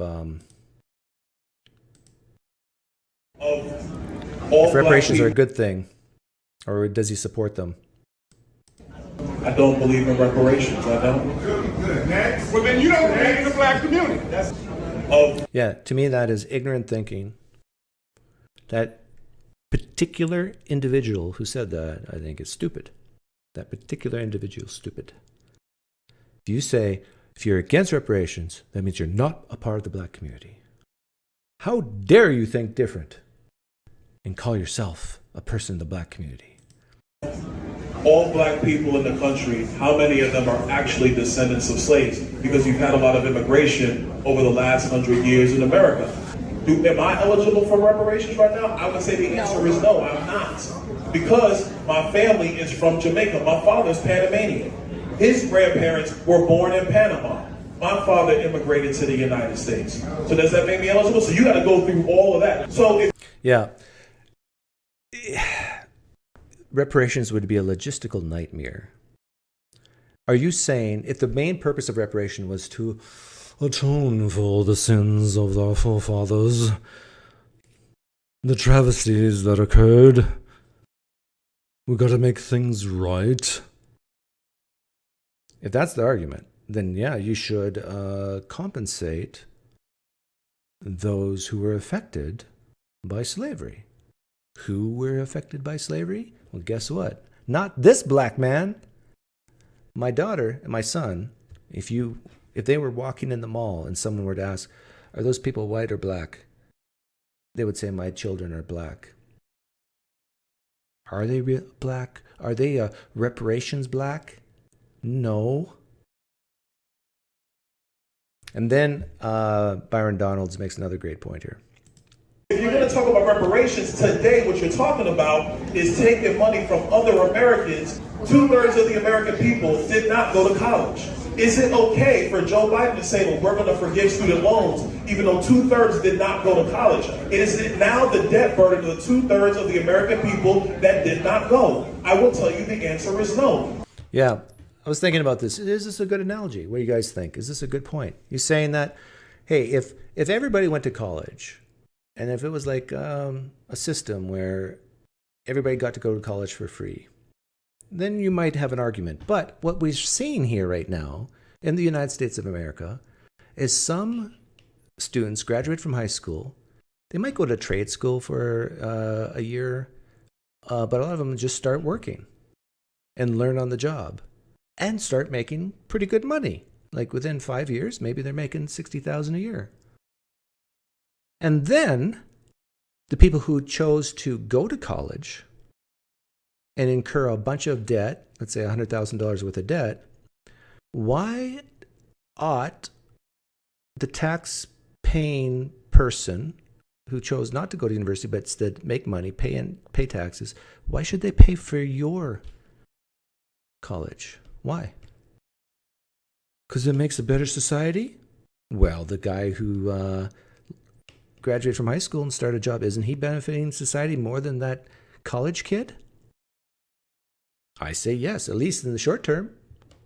It will take many, many, many years of that college kid finding a job, because remember, when you go to college, you really don't learn how to do anything, especially if you just get a bachelor's degree. You come out of college really not knowing anything of what to do. You might have learned social interaction, how to drink beer, how to have sex. You might have learned maybe how to think critically in a few classes, but you really don't know how to do anything. So who's better in society? Who's the better person for society? The guy who actually knows how to fix your plumbing? Or someone who studied gender studies? So I do think this is a good analogy. Why ought people today who have nothing to do with slavery, most white people in the United States, their ancestry did not have slaves. I would say it's over 50%. Over 50% of the white people in the United States do not have ancestry who possess slaves. Someone can fact check me on that, but I believe what I'm saying is true. But now you're asking society to pay for the sins of a sin they did not commit. To people who were not even have ancestry of slavery. Because some people say, well, just because you have darker skin, they're perceived as being, I mean, it affects them too. So we got to pay everybody with it. And then what's skin shade? Like, do my kids get a check? Are they dark enough? Oh, I got a story to tell. I think it's been late enough behind the scenes. I mean, okay. Okay, there's 68 people here, but please don't spread this. Just keep it within the 68 people here. Okay? Don't tell anybody what I'm about to tell you. But my son was in a play that was written by Lynn. Who's the guy from Hamilton? What's his name? Lynn what? Producer of Hamilton. Lin-Manuel? Well, what's his name? Lin-Manuel Miranda. Yeah, that's his name. Okay, again, don't spread this. This is just between me and the 63 people in here. Lin-Manuel wrote a play called In the Heights. It's a story that's Hispanic. Its context is a Hispanic family. They hired a guy to play one of the lead roles. He was 50% Hispanic, but looked as white as me, apparently.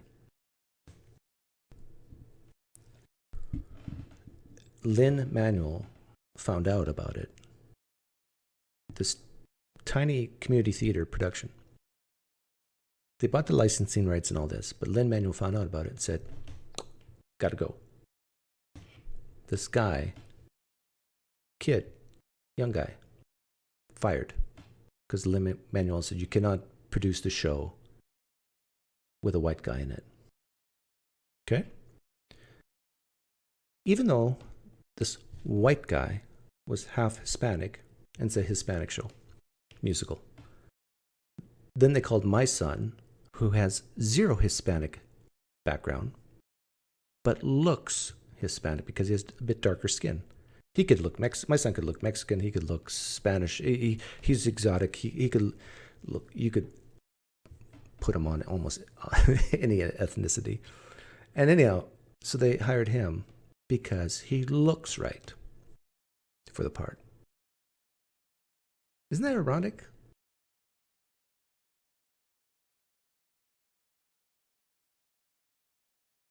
Now, some would say, well, hey, it's his right. I mean, when it comes to musicals and plays and acting, that's their business, right? Okay. What if we were to apply this to other businesses? What if you had a business that said, our business plan is to appeal to racist, white, MAGA voters? It's a restaurant, okay? A mega restaurant. And said it would hurt our business model to have people of color who are trans being our waitresses or waiters, or non-binary, wait tie, whatever you call them.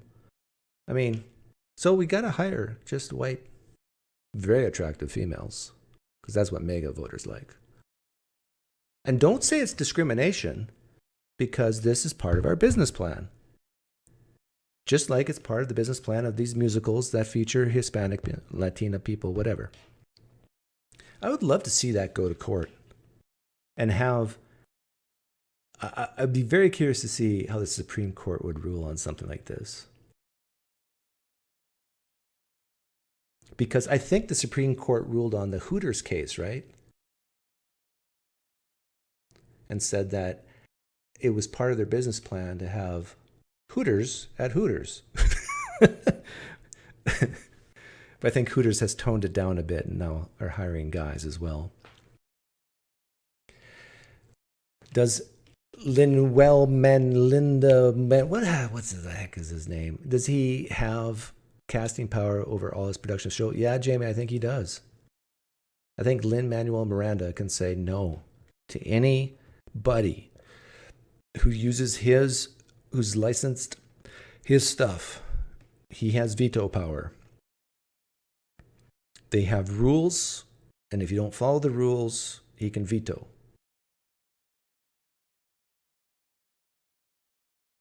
So my son, with it was literally 24 hours notice, had to fill in for this guy. Now, fortunately, he knew about 50% of the script and maybe 90% of the songs already because he loves that musical.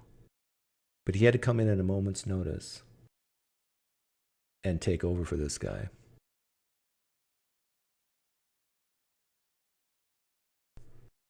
So again, don't tell anybody this. This is insider information.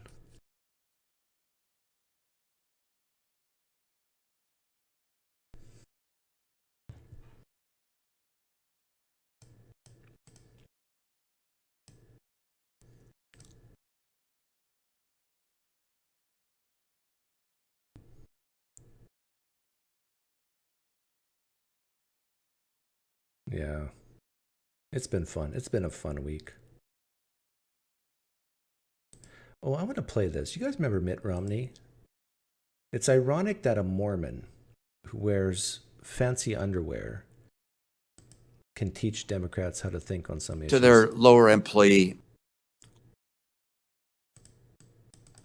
We should pay or charge CEOs based upon the ratio of their pay to their lower employee wages. Do you know what companies would do in that circumstance? Think about unintended consequences. And that is, companies would separate their employees between two different companies. And low-income people would be part of one company, and higher-income people would be part of the other. Yeah, see, this is, feel sorry for his, it's not fair that some people make way more money than other people. That's not fair.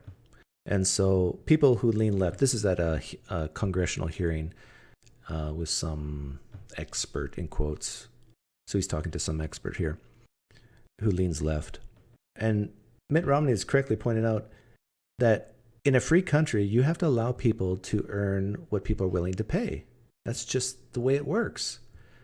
And if you start making legislation to say, oh, we have to cap what a CEO can make compared to the regular employee, they'll find ways around it. And so you got to be prepared for these unintended consequences. All right. You have to recognize that the kinds of things you're suggesting have massive unintended consequences. The idea of taxing people based upon their assets, which Dr. Stiglitz suggested we had to do, based on their net worth, not their income, but their net worth. Do you know what that would do? France found out. They tried that. They had 60,000 multimillionaires leave the country over the course of about a decade. This, by the way, is why I'm against the New World Order type thinking of having everybody like one big country, is because you can run experiments when you have sovereign borders and you isolate countries, and we can learn things. We can learn better behaviors. And so when a government says, we're going to tax not based on income, but based on how much you have, guess what happens? Those people leave and they go to other countries that don't do that. And then you have less wealth in the country. Okay, someone is wanting in here. Yahweh Seeker, yeah, you called in earlier. I'm glad you came back. Hey, PineCreek, how's it going? It's going well. We talked. So I know we talked last week, right? We did. And I know it's the woke Wednesday, but so I wanted to bring you my wokest position because I am a conservative evangelical, so obviously I'm not the wokest person around. Okay, but, so you hate black people then, right? No, stop. I would say my wokest position is probably, I think we should ban cars. You want to ban cars? Yes, at least for personal use. Why? Because they're completely inefficient. I mean, they kill 40,000 Americans every year. They completely ruin our cities. It's nicer to just take a walk, like I'm doing literally right now. There's no benefit to driving. Everyone should just live in a city and walk. Everyone should just live in a 15-minute city and take public transit. Okay, so you said your first thing you said is that cars kill people. You said 40,000 a year. 40,000. How many people do cars save a year? And then we lost him. I was just asking a great question, then he left. He'll come back. He probably just got a phone call and he's on his mobile device. He'll be back. So in order to think critically about this, here he's back. How many cars, I mean, how many people do cars save a year? Zero. Zero, you say? Yeah. So what can cars do that public transit can't? Okay, so if I have a heart attack right now,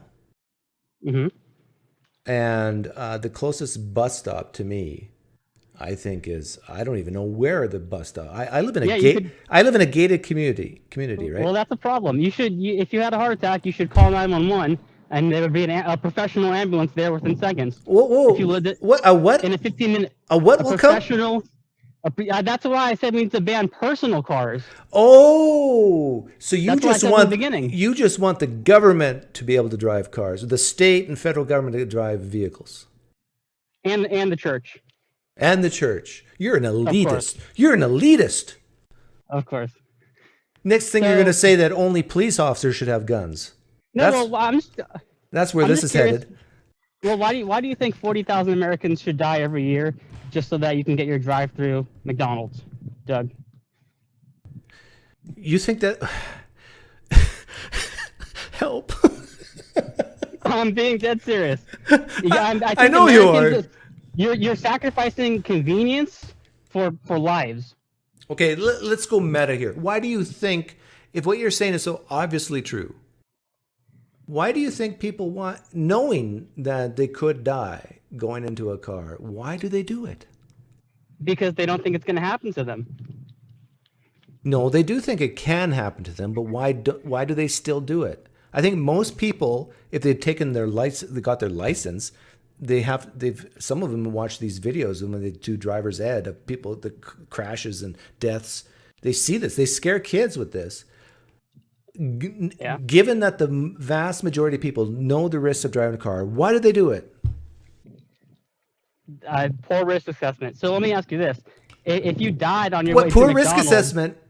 No, yes. It's the right risk assessment, because the probability of someone dying from a car crash, you said there's 40,000 people per year in the United States, you said. That's bad. Yes, those are bad numbers, Doug. You don't want to defend What's the population of the United States? This is, I don't know, at 250 million, I think. But no, you're missing the point. 350. I'm not missing the point. You're making a probability point.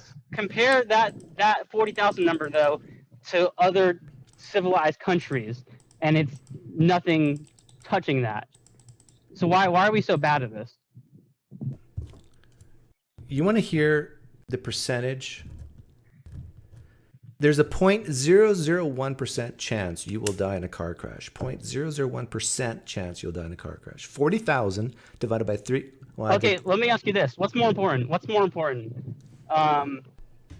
Trans rights or urban? Well, we're done with the cars? Okay, we're going to trans. Okay, trans rights or what? Or urban planning.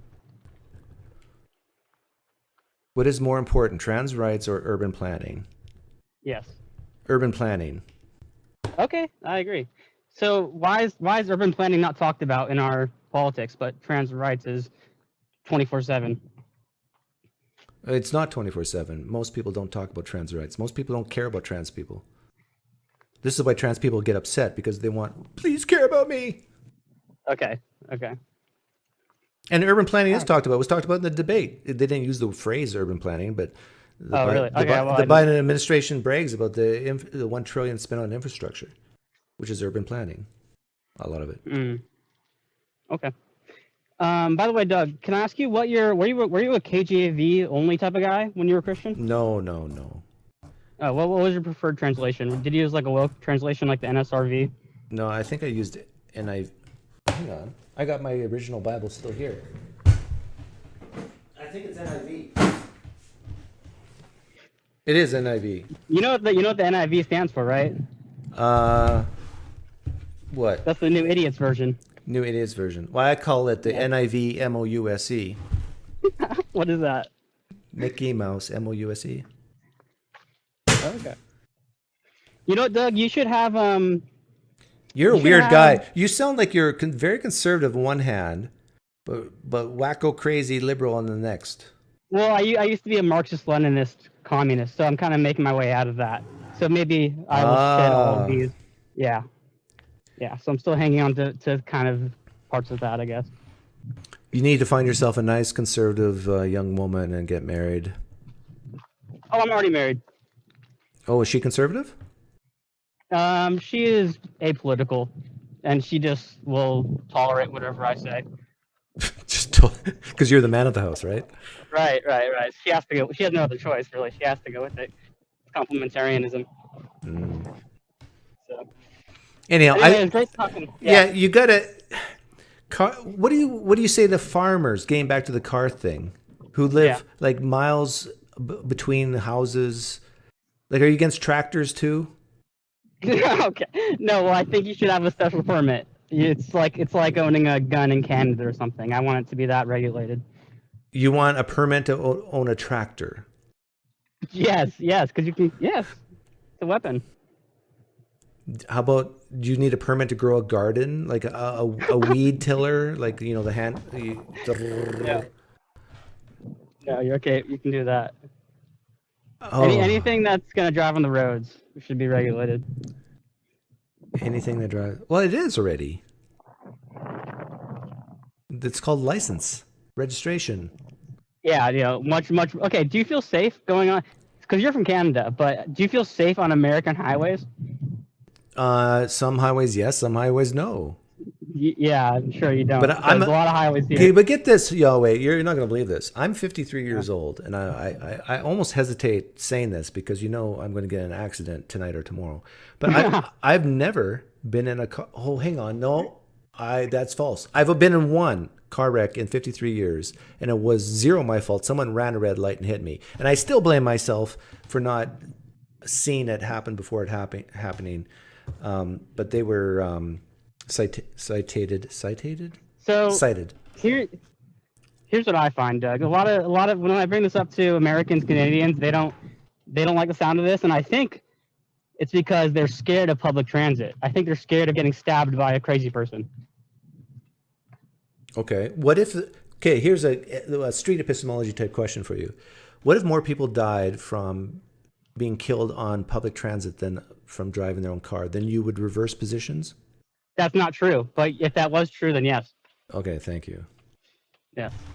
We should look that I up. just want people to not die, Doug. How many people die from public transport? I wonder if that stat's out there. 339. That's nothing. That's nothing. That's 339 precious lives. Yeah, versus 40,000. I mean, why would anybody go on public transit when 339 people have died? Okay, well, you see what I'm doing with you here? No, I think it's stupid because I already gave you the 40,000 number. Okay, so yes, but what percentage of people use public transport versus per capita? Yeah. This has all been sliced and diced before, Doug. No matter how you slice it, it's safer to be on public transit. Like you take my word for it. Actually, I'm very curious. What percentage of people use public transport here? What percentage? You want to guess? I got the answer. I think it's probably around 4%. Oh, very good guess. It's 5%. Okay. Okay, so we got 339 people, 5% of the population, 95% of the population not.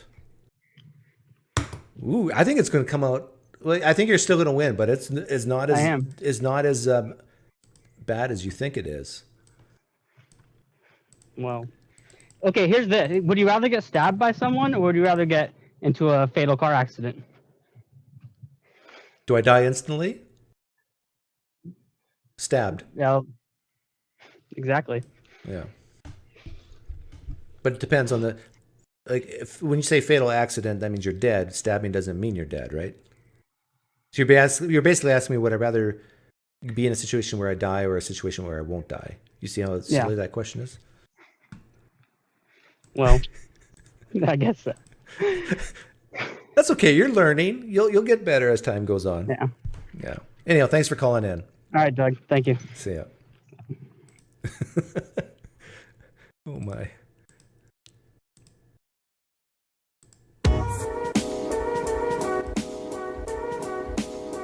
Better leave while I can.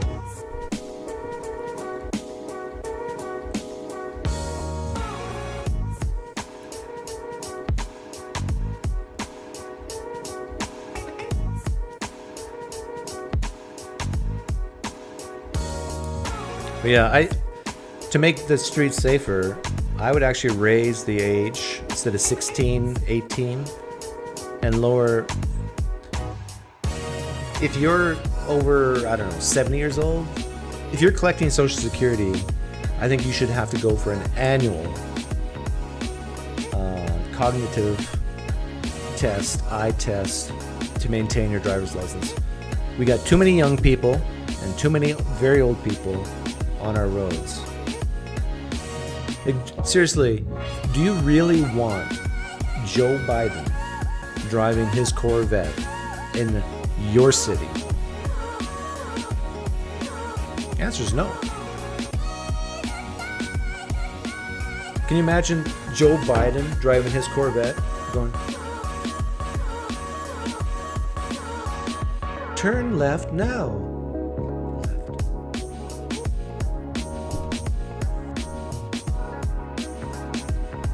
Happy Independence Day to you, Sneed McFeed.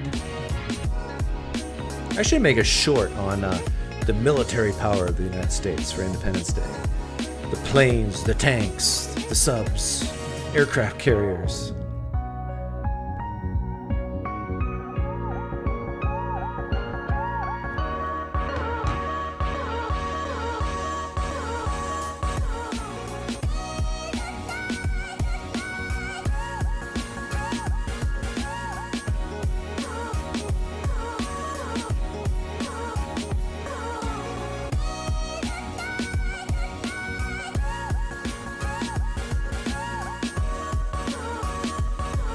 How long have we been going? 2.5 hours. That sounds about right.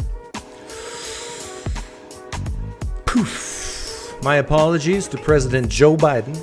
He was scheduled to come on my show today, but he was taking a nap.